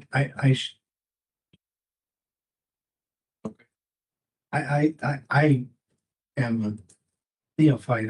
I've attended district PAC meetings and PAC meetings for 20 years. But I know that I listened to Ms. Queenie stand up at Central Cafeteria last fall and offer to teach people how to spend the money. And she's the PAC president in classical studies. So to see her, that's what I was showing Albert when I looked at your sheet. That classical studies didn't spend all this money and not just by a little bit, by a lot.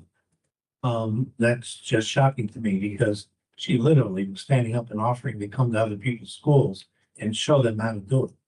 And offering to give lessons to people on how to do it. So to think that she wouldn't have done it is just shocking. So and then to think that Bassett wouldn't have spent its money, knowing that Albert's sitting next to me is also shocking. Yeah, you give them grace, they do have another grant, so. No, but I'm just saying that, these are two schools where the people involved are people that make sure their money gets spent. So I just, something broke in the system. Others I don't know about. They know more about, but, I just. And, I will say, just. Even my own school, Blackman, the people I know that are involved over there don't tend to not spend their money. So. It's $200. Yeah, so I think that we need to, somebody's got to take a look and just find out more about that. Because this goes to the second part of this agenda item, which is what we need to do to make sure this doesn't happen. So the deeper dive is going to tell us what's broken inside there, that if we get a report like this at this state in time, because the money's gone, right? We passed the deadline, there's no more extended deadlines. You're saying this is hot off the press, which means it's spent. Or it's gone, yeah. And, like I'm shocked, we got, you put a, regular budget, 11,000 and the other one, 2,000, I figured something had to be, and I know, you guys would, figure out what's happening. But I'm looking at Barnum go to 113.5%. In the last meeting, we see a lot of schools was over 100%. But now I see that it's not here. So what happened from the last meeting to now then? What happened with the over? Because I know those schools, do you remember that's this may be fair to have here. Some school was over here. Yeah, Barnum went up from 108% to 113. They're gonna go up more because they got 3,600 in form stack.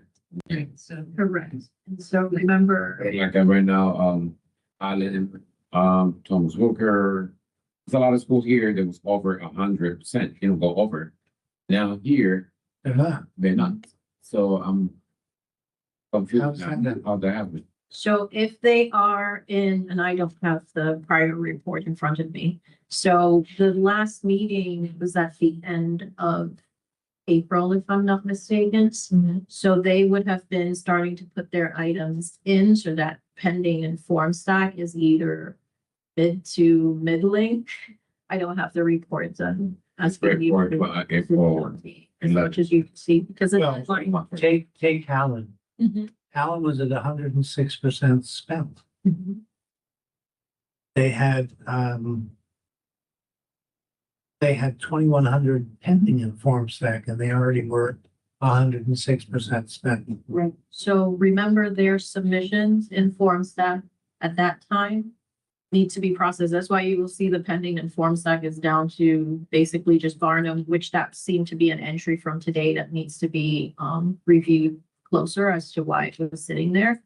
Howland, Allen had an available budget of minus $170 already. They still had 2,100 pending in farm stand. right, but How could they get to under 100%? so they have $1.50 in their available budget and their encumbered is 1,126. So we do have people submitting stuff, many things. So when we're going through the report in form stack, we're going to be pulling all of the information. A lot of times you'll find out that somebody may have submitted an incorrect form, an incorrect number on their form. We have lots of things that get worked out only when that item is pulled and reviewed. And once that's actually legitimately encumbered or processed, then it moves from the pending and form stack line into that encumbered or actually expended line. And so that's why you've seen a little bit of an adjustment. At the time we ran that report, they would have been told the deadline was early April. But of course, we have a mass amount of stuff that would be sitting in the business office and some other tacit things that potentially would have been going through. We have 4 people in the business office that have to do processing, double checking numbers, making sure that the budget is available before those items can be processed. So you're getting, every report you get is a snapshot in time on that day. And then you're going to get the process now where it will start to reduce into the lines that it needs to go to. Right, they had, but their beginning budget was 2,787. They were encumbered 848. And they had 2,108 pending in form stack.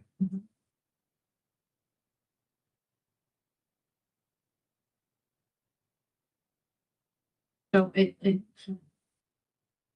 and for Barnum, for instance, they also have Commissioner Network Grant And a SIG grant. SIG grant, and they have parent engagement involved. They may have misclassified it to the wrong code. It was just alone there. All right, well, we'll wait to hear about your nuts and bolts. But yeah, I agree. I think for the executive directors, it is, that's why we usually do this report. There is a conversation. In some cases, it is that there is something that may have been missed. There is a conversation that needs to be had. There's an incorrect number that was used. All of those things we will be able to, decipher a little bit closer, particularly in the larger numbers that are showing up inside of the school. This is one of the reasons that speaking of, I say this about the B10. I'm not talking about the B10 is in the website, the B10, the form that I have to send it to you, Dr. Fargo, that and the leader and the principal, they know how much money they have. And we start for so many years doing this, but then that. And it's one of my passion, and I see the one we have for April 21st. Now we got this one, they'll match. Something's wrong, in my city's department, something that the secretary for the school and not sending the information the way it's supposed to be. And if we have a deadline, like I believe it's April 21st, right? No, it was extended. Yeah, it's extended to it was. Oh, yeah, it was extended. Yeah. That it was. So how come, They're too late. yeah, how come they keep sending and they show different report? So, because I can tell you, I speak with so many leaders, they say, no, Mr. Bernard, we expended, I believe have this, they can, maybe some schools did not expend too much. The numbers are very different. So, I'll take care of that part. See, what's going on in the secretary, I think that deadline, let's see that date done, so we cannot. Because the last minute, I know they went crazy. Or things and, That's the bigger conversation around this is, you have a plan at the beginning of the year. Yeah, that's what we want. So then you end up in, getting reminded about it's time to enter your items, a reminder about the deadline. And sometimes in the scramble, you might think that you have purchased what was in the plan, but it's not in the plan. And when it's coming to the review process, it's not something that could be purchased in a particular, parent involvement plan that was submitted at the beginning of the year. So you could have items that, fall off of an order that was, originally put in. Again, that's not happening until the business office is doing its full review, which is why the request for having more time to put your orders in, to have your parent involvement programs and not to once the end is the most acceptable thing that we should be doing. What we have here right now was the process when it's all over 100%. Like the first one, part 100, so the 13.5%. Yeah. How that part get paid. So this, and again, this was ran right before we got to the meeting, so it's left the way that it is. This, when we pulled the information, it was an order that was submitted today. And so as Ms. Hughes is indicating, the school does have 2 other grants, so there is a disconnect that obviously happened. And so we have to, go back and do some more research, but everything has to get back into a line. It's 100 or less, if that's what it really is. I think, like I said, the P10 is the very more important thing. That's the document is that the principal and the faculty know how much money they got. If they see they go over, I got 13. I don't know why they secretary or the faculty that send it out. I don't know why the reason your department, reject it. Like I said, listen, guys, you all go over 100. We're not gonna sit there trying to figure it out. It's the department. I don't know what I found. They don't let them know. Principal, listen, you guys go over or something because I don't want the department or something, because the numbers. I think it's very clear the numbers.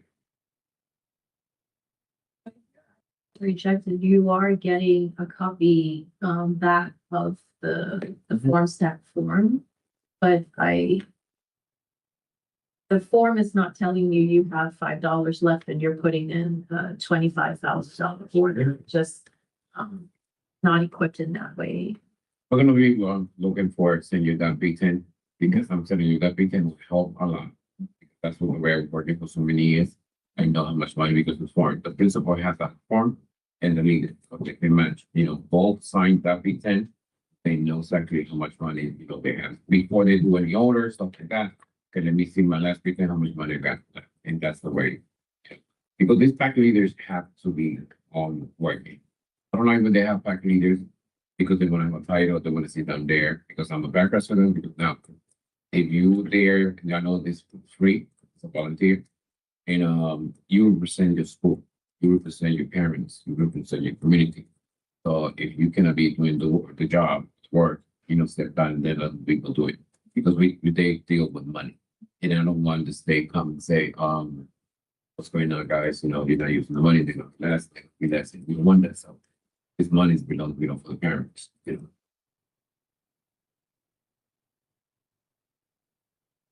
So with the planning for next year, the first thing that we've done already is we had the May 17th meeting. We had 25 parents on the executive board register. We had about 20 attend. We did review budget and action plans for the 25-26 school year. They also were given time to talk to each other and ask what vendors they would like us to add to the system. So we're adding those this year as well. And we also had a speaker on a lunch and learn on parent advocacy. So what will happen they actually very much enjoyed it. And that's what they all said at the end of it. They like more of those. So we're going to do one in August. And then we're going to try to continue to do them bi-monthly where we get all of the PAC presidents together to have conversations and also have education in at least a half hour of it for whether it's with the breakfast or the lunch and some sort of model that they can also use for their programming.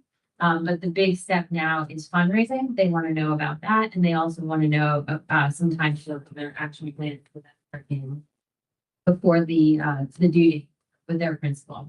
They did have some time to talk to each other and think about that so that they can bring their ideas to the principal when they have the meeting. We also discussed, going into next year and elections.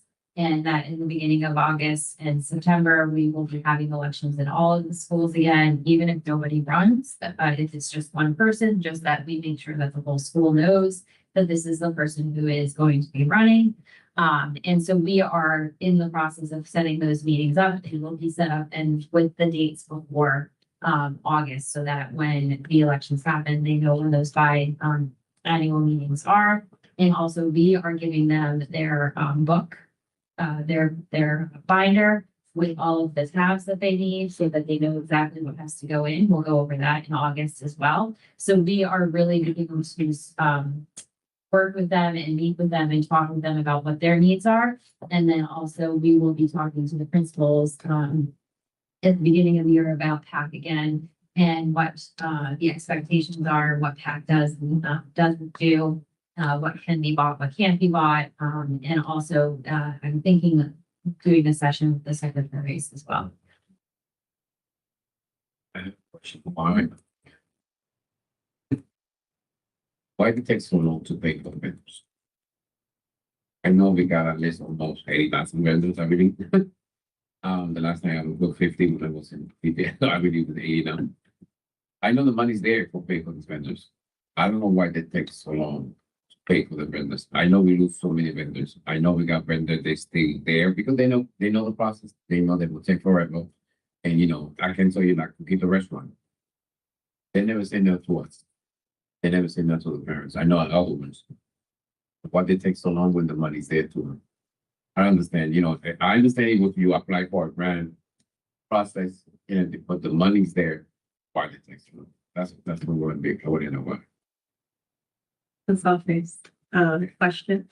I will say that along the lines of putting in your order, planning around the particular item, and we're talking about food, and so you might need a poquito for 6 of your events, but they're happening over 6-month period. And you have to put in your order, yes. After your event happens, you have to, you know, have proof of delivery. That needs to be turned in to the business office. And the payments are usually on 30 to 40-day payment. Something that when the ladies physically sat in my office, I was able to see that we'd be running people down for things. The vendor might call the office to speak to one of the grant support partners about a particular item. And we'll find out that it was not the proof of, you know, receipt of the item, the service had not been turned in. And so then you're in that process of, we can't pay you unless we know that you've received the item. You can't get prepaid for something if you've put in a form for an item that's going to happen in October. You're looking for payment in September. It just, those things don't happen. Anything other than that is a longer discussion with the business office, but it is something that I have seen in the past where there's a delay in payment. Absolutely, because there's been a delay in turning in of the proof of delivery, whether it's supplies or services. Yeah, we didn't talk about money. There's then when you're going to do or let's say in June to show you said that you know prepare it down or it can be. You know, with all stuff that's one of the things. So I think I know, and I know I believe they have to be 21 days before the event. Possible, which is why I think having longer discussions about the plan and going over timelines and putting your items in. They have a strong business office, but they're processing everything for the district as well. So giving them enough time to get items, review the items, process the items. So Last time we have the agreement on that part, it was back leader from Cesar Valle. She told me that Foxy and there's amazing people. They have they don't pay a bill for almost 2 years. And she showed me. And she showed me the email. She showed you. I'm like, 2 years and they don't get paid. And they can refuse everything and up when they know the process. They're amazing people. They never tell no to the leaders. But why? That was my question. 2 years waiting for that meeting. And they releasing all the information, the way it is, and they're still waiting for. Mhm. issue that definitely would require some research with the business office as to what took place. That is a long time. Yeah. And that we've been providing, If they're still, working with us. providing services to more than one location at a time. So I don't know what that issue is. Dr. Parker, you can, talk with the vice president from, that's what I. I know. Yeah, and because she told me that day we have that, I remember that. Starts with the business office, so then we can go from there. but this situation about these numbers, they will mention, like you, Dr. Parker said, I can speak with them, trying to talk with the secretaries and stuff like that, and then we'll just, so I'm saying, form, so you'll see then. That's one of the things that they know exactly, because And your comment on the overages last time. Some of those form stacks could have been denied. That was one of the things that we did say at the last meeting, that those overages were going to be told, the principal is going to be told that that order can go through. I don't know where that order is going to come from, but it couldn't be put process through here, so that it wasn't an overage. So I would assume that's the same conversation that is going to happen tomorrow with Barnum, is that, this is denied and so it can't go through. So those orders didn't go through, which is why the number dropped again below the 100%. Actually, I was on the side of spreading it out and spending the money. Yes. But I have a question. I have no idea what Form 10s look like. But I'm imagining, since I'm old enough, a checkbook, and keeping your balance in your checkbook. Just knowing what your balance is at all times. But if I'm keeping a balance for my thing, then with the principal, and we have multiple sources, because we're an alliance school or whatever school we are that has access to other funds, who keep track of that? That would be the department. Our office. Right, so then it gets confusing, because if the PAC president is scheduling or having an event and we've spent our limit, or we're spending, more this month than we would normally, than we had budgeted at the beginning of the year with Dr. Father, then we're using money from one of the other sources. No. So, each school for their parent involvement, they're getting an individual allocation. They should have a plan that goes with the amount of their allocation. And so they should say, for the next 6 to 9 months, this is what this is gonna look like. Can you have some fluctuation between this month, we did not over it, or El Pepito, we got Bobby, and so pizza was $20 less than, our rising chicken meal? Yes, but they should be falling within that category. And so when we're pulling this information, we're expecting to see that a school's not going too far over their limit. The plan that is. Are you talking about with this money or with the other money?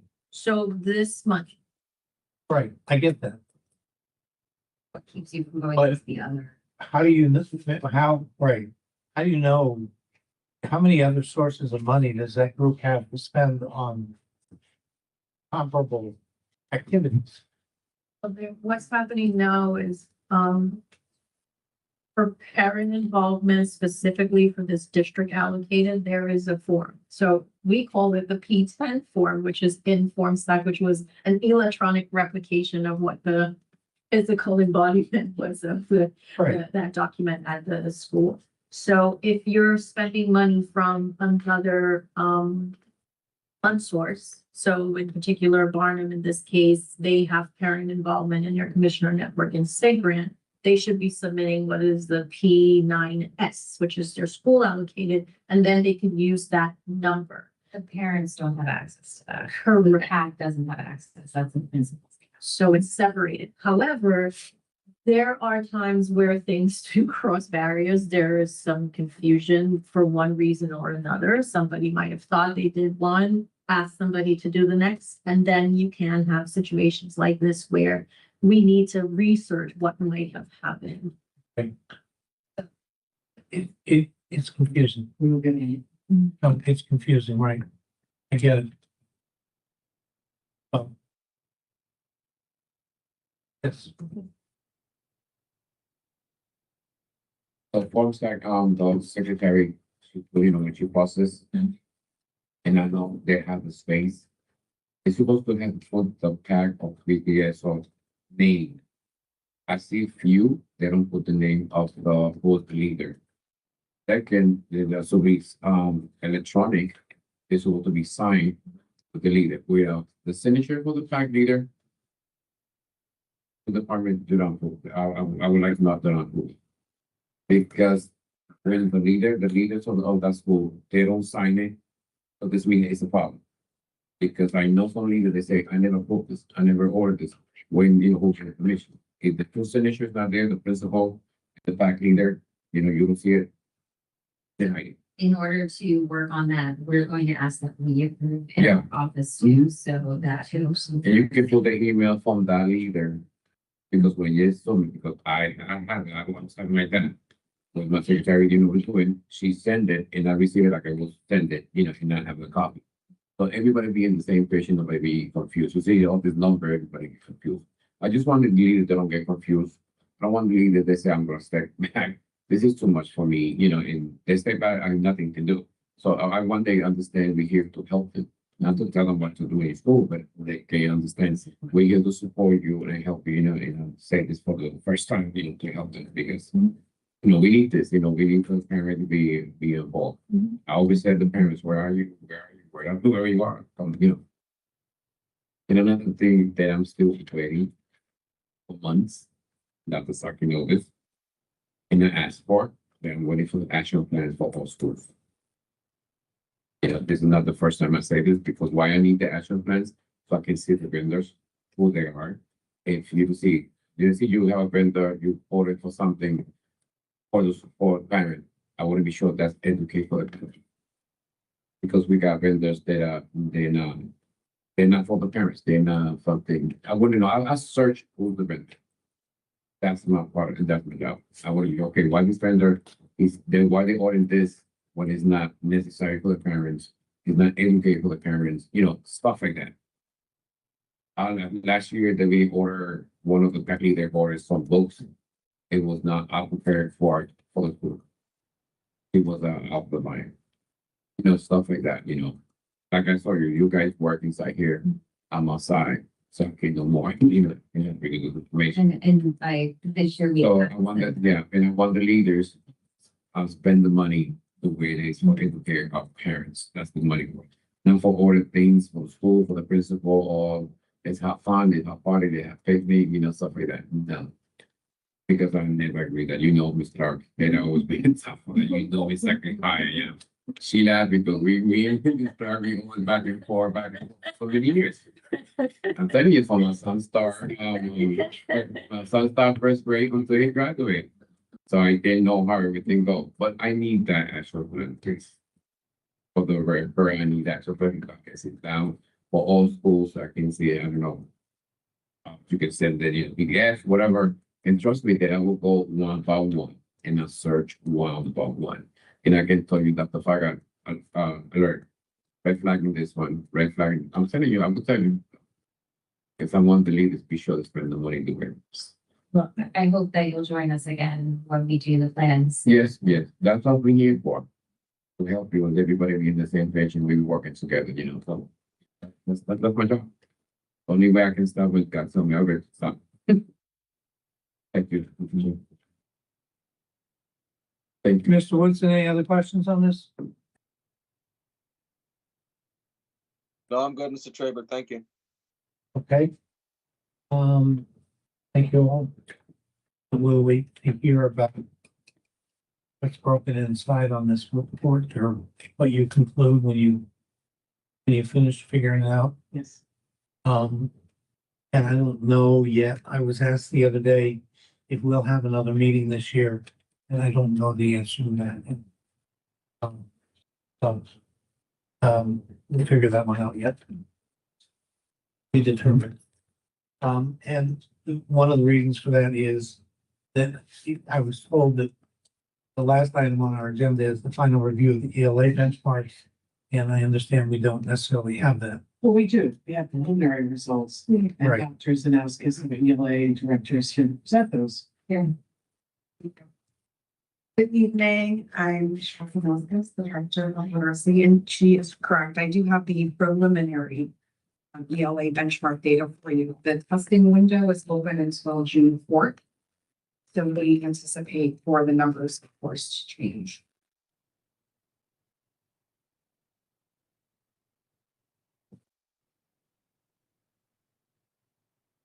Thank you, Mr. Clark.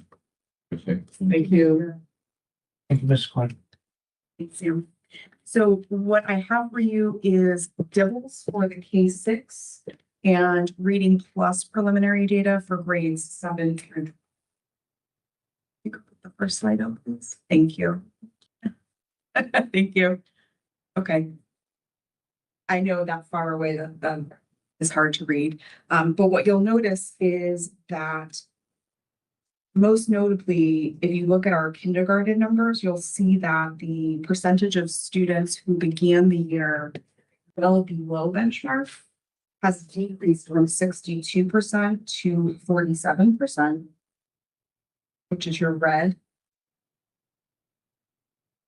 The percentage of students who were reading at or above grade level increased from 21 to 39%.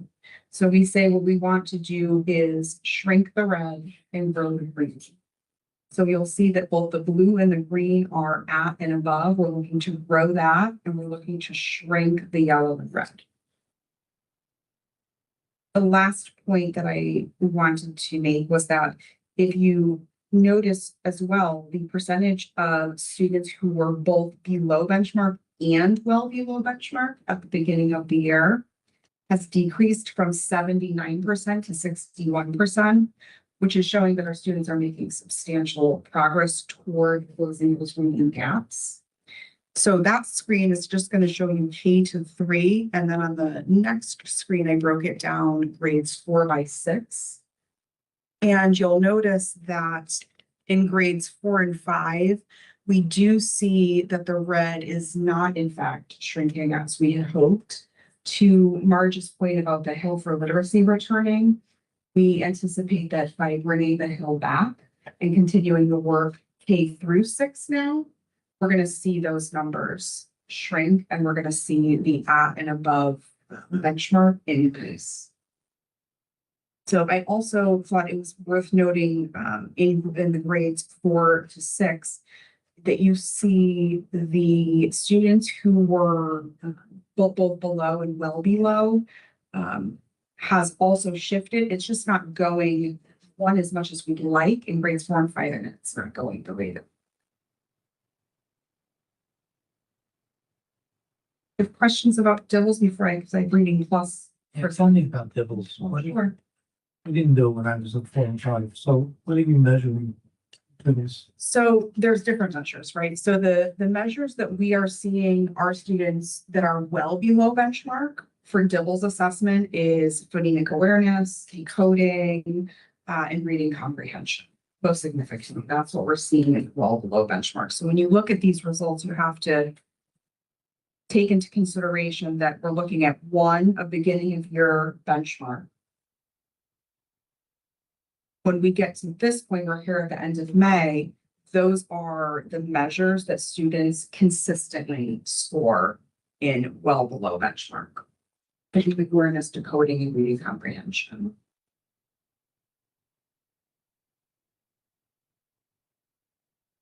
Okay, but your blue and green are growing. Absolutely, absolutely. Right. except for fourth grade.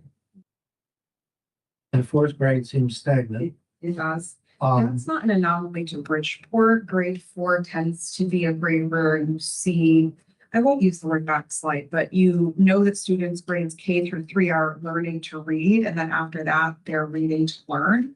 And so you see the shift in grade 4. Like I said, I think that these numbers do speak a bit to the hasty removal of the hill when we were about to begin that grade 4, 5, and 6 work. And I fully anticipate that when the hill is returned and the teachers do have the training, we will see those numbers change. Can I add something to that? Sure. The Hill is really working with teachers into the small group instruction. Like we're analyzing the students' needs, which we're referring to our data teams for next year, breaking it apart, analyzing what students' needs, creating small groups to address those needs, not only in the foundation, and we know that our third graders very often, and just look, for instance, at this year, our third grade, we still have 40% of our children that are well below, and another 16%. Well, these kids are still having foundational skill issues, and traditionally, fourth grade teachers don't have that training to teach those skills. And so when we look at our well below in 4, 5, and 6, there's a need for that. There's a need for teachers to understand that we're all reading teachers, foundational reading teachers, and the support of the Hill would be able to help them with that. yeah, we never did those. I mean, I remember, we didn't use those. That was a lower grade, primary grade test. To complain about it, but it didn't, and to me, it wasn't a comprehension test either. They do have a component. They do have a component that's comprehension, but it measures other skills. Measured reading skills. It didn't measure comprehension skills. If I recall. There is an Maze component. Pardon? Maze me. It's built into the business composite score. Right. Beneath this are layers of the breakdown of foundation. What part is comprehension? What part is foundational? I mean, I remember my colleagues complaining about having to do demos. I thanking God that I didn't.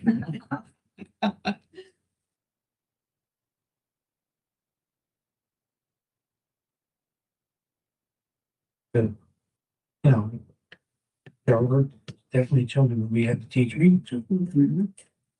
I know about that.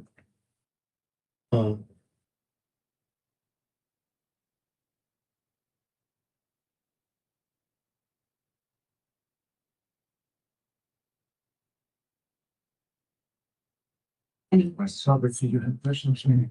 No, So Sam, if you could go. Mr. Woodson, did you have a question? No, I'm good, Mr. Traper, thank you. The last 2 slides are going to show you Reading Plus, which is what our measure for 7 through 12, and I've split them for grades 7 and 8 and grades 9 through 12 for you. So what you'll notice again, the percentage of students at the beginning of the year to right now, preliminary results, the percentage of students who are reading 5 or more years below grade level decreased in grade 7 and 8 from 51% to 36%. You'll also notice that the percentage, Say that to me again. okay. The percentage of students who began the year reading 5 or more years below grade level in grade 7 and 8 went down from 51% to 36%, which is tremendous. So again, we're looking to shrink the red and grow the green. And then the percentage of students who were reading at or above grade level increased from 17% at the beginning of the year to 33% right now.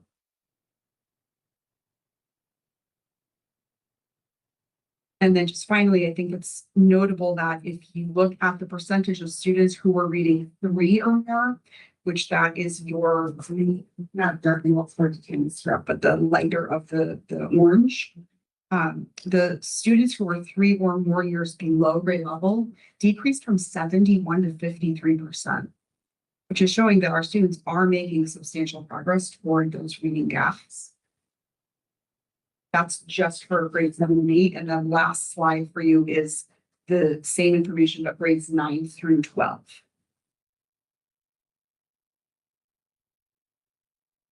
So again, at the beginning of the year, our students in grades 9 through 12 we decreased from 51 to 34%. For context, though, we do have semester-based scheduling so that our students who are our B1 benchmark 1 students are not our benchmark 3 students. And explain that. You typically don't cycle assess in a high school semester-based scheduling because instead of having a full year, right, where grades 7 and 8 have their students from September through June, those are the same students at the beginning of the year as they are at the end of the year. However, for high school, the students you begin September with are not the same students you end in June with. You change in January. So it's not the only measure for growth, but because we do use it grades 7 through 12, I wanted to provide you 7 through 12 as well.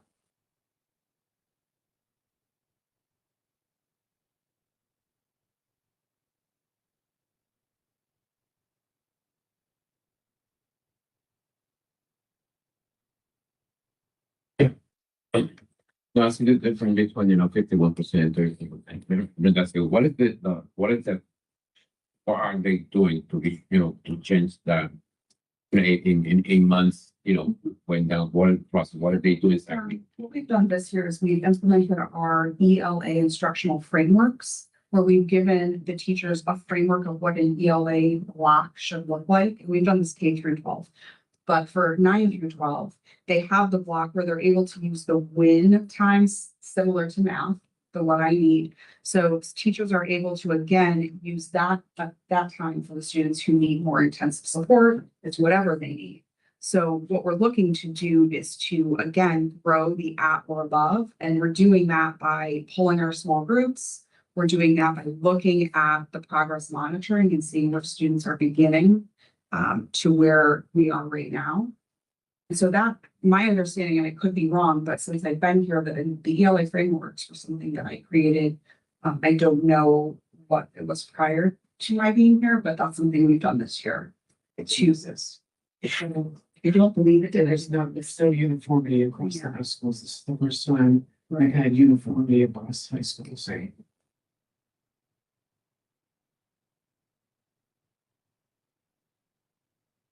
So essentially, we doubled the at or above in the high schools.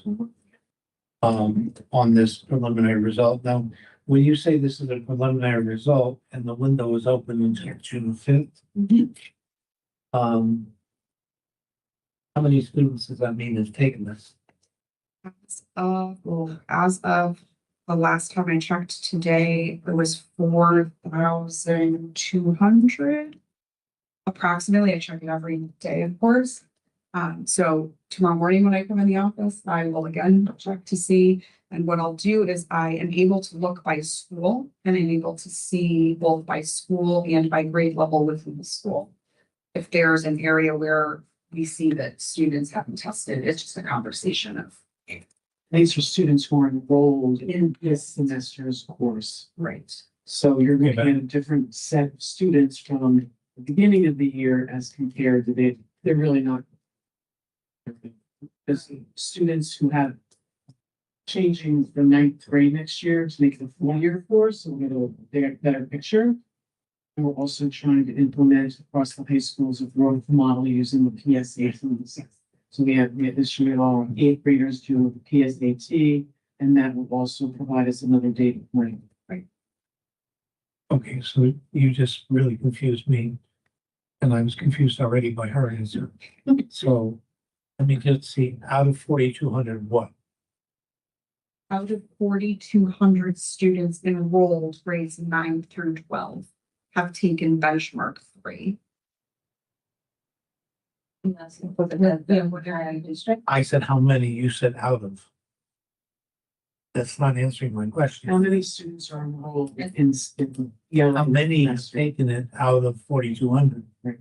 Oh, okay, I understand. I asked how many, and you say out of, that's. Okay, I'm only. thinking That's the second part of the answer. Okay. At the beginning of the year, there were over 7,000, Closer to 8,000. closer to 8,000 students who took our B1 benchmark. Okay, that's the BOY. PLY. Okay, so that was 8,000. Okay, and at the end of the year, we have 4,200 who've taken As it. of right now, I have 4,200, yes. Okay, I anticipate that number is going to go up. I understand that. I just wanted to have a ballpark about what preliminary meant. Right. So that's what I didn't understand when you said out of 4,200, like going, what? So just over half is what we've got so far. Not all of those students are enrolled in any ELA course. That's Right. the issue. Again, right. Okay, that's where you came in with the Yeah. Yes. So because they're on semester courses, some took it in January. In the middle of the They year. would have taken the MOY in the middle of the year. And we're not showing that. Right. Are they gonna take it again at the end of the year? No. That's the problem. We have to revisit that. Yes. Issue. So we're never gonna get 8,000 at the end of the year results. Correct. How many results are we gonna get? Well, that's how many are enrolled in ELA. That's how much courses. That's the question. Versus, I have to get more accurate. Well, it would seem to me that the answer is about 4,200, You could be a little more, not a whole lot. not a whole lot more, right? About half of the 8,000 are about half enrolled in the semester, first semester, Right. and about half enrolled in the second semester. Right. And so do we have the MOY scores? Absolutely. So that would tell us how much progress students made in the middle of the year. And that would not include the end of the year students, would it? So it's like. So we would see, we could do a beginning of the year, middle of the year, and that would show us the progress made by those students. And then we can do a beginning of the year and end of the year, and that's gonna show us the other half of the students. Is that correct? Why not? Because we only do benchmarks 3 times a year. So the middle of the year would not catch the beginning of the year for the end of the year. It's the 2 populations of students. But wouldn't that show me the two populations? Yes, You're talking about, so January Yes. to June and September to January. That's what you're looking for. no, I'm talking I about, understand what you're saying, I'm but talking about September to June and September to January. Would give me both the entire population. No, Why not? because the kids in September aren't the same ones that took it at the end of the year. They told me there's 2 different populations. Kids that are taking it now, when did they take it to test in September? No, they they weren't enrolled in ELA grades. So when did they take their first test? This one. That's it. this one, So they don't have. Well, how can you compare them to the beginning of the year? which is the problem. Oh, we're comparing apples and oranges. Absolutely. Absolutely. That has to be. Yes. That was one of the things I, So we don't know what progress we're showing. right, Because at 9 through 12. Figures don't lie, but this doesn't tell us anything. that's only 9 to 12, that's Yeah, You no, want to look at a more, national. 7, 8 tells us Yes, something, yes, they do. but 9 through 12 doesn't tell us anything. Correct. In general, we don't currently have a growth model in our high schools, right? So Right. I understand.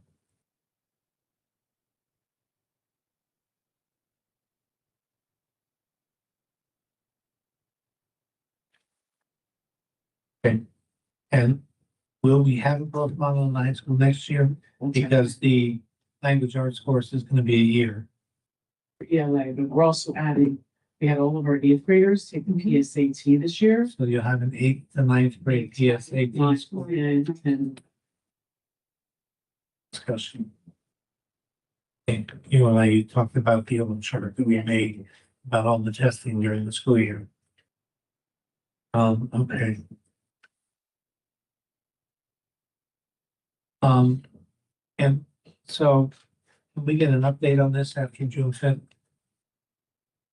you like to see it in the same format? Yeah, that's fine.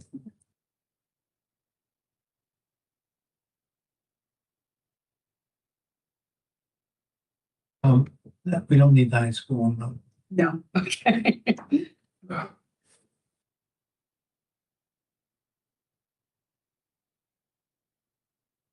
But we'll have a better idea when the state came with any more money first.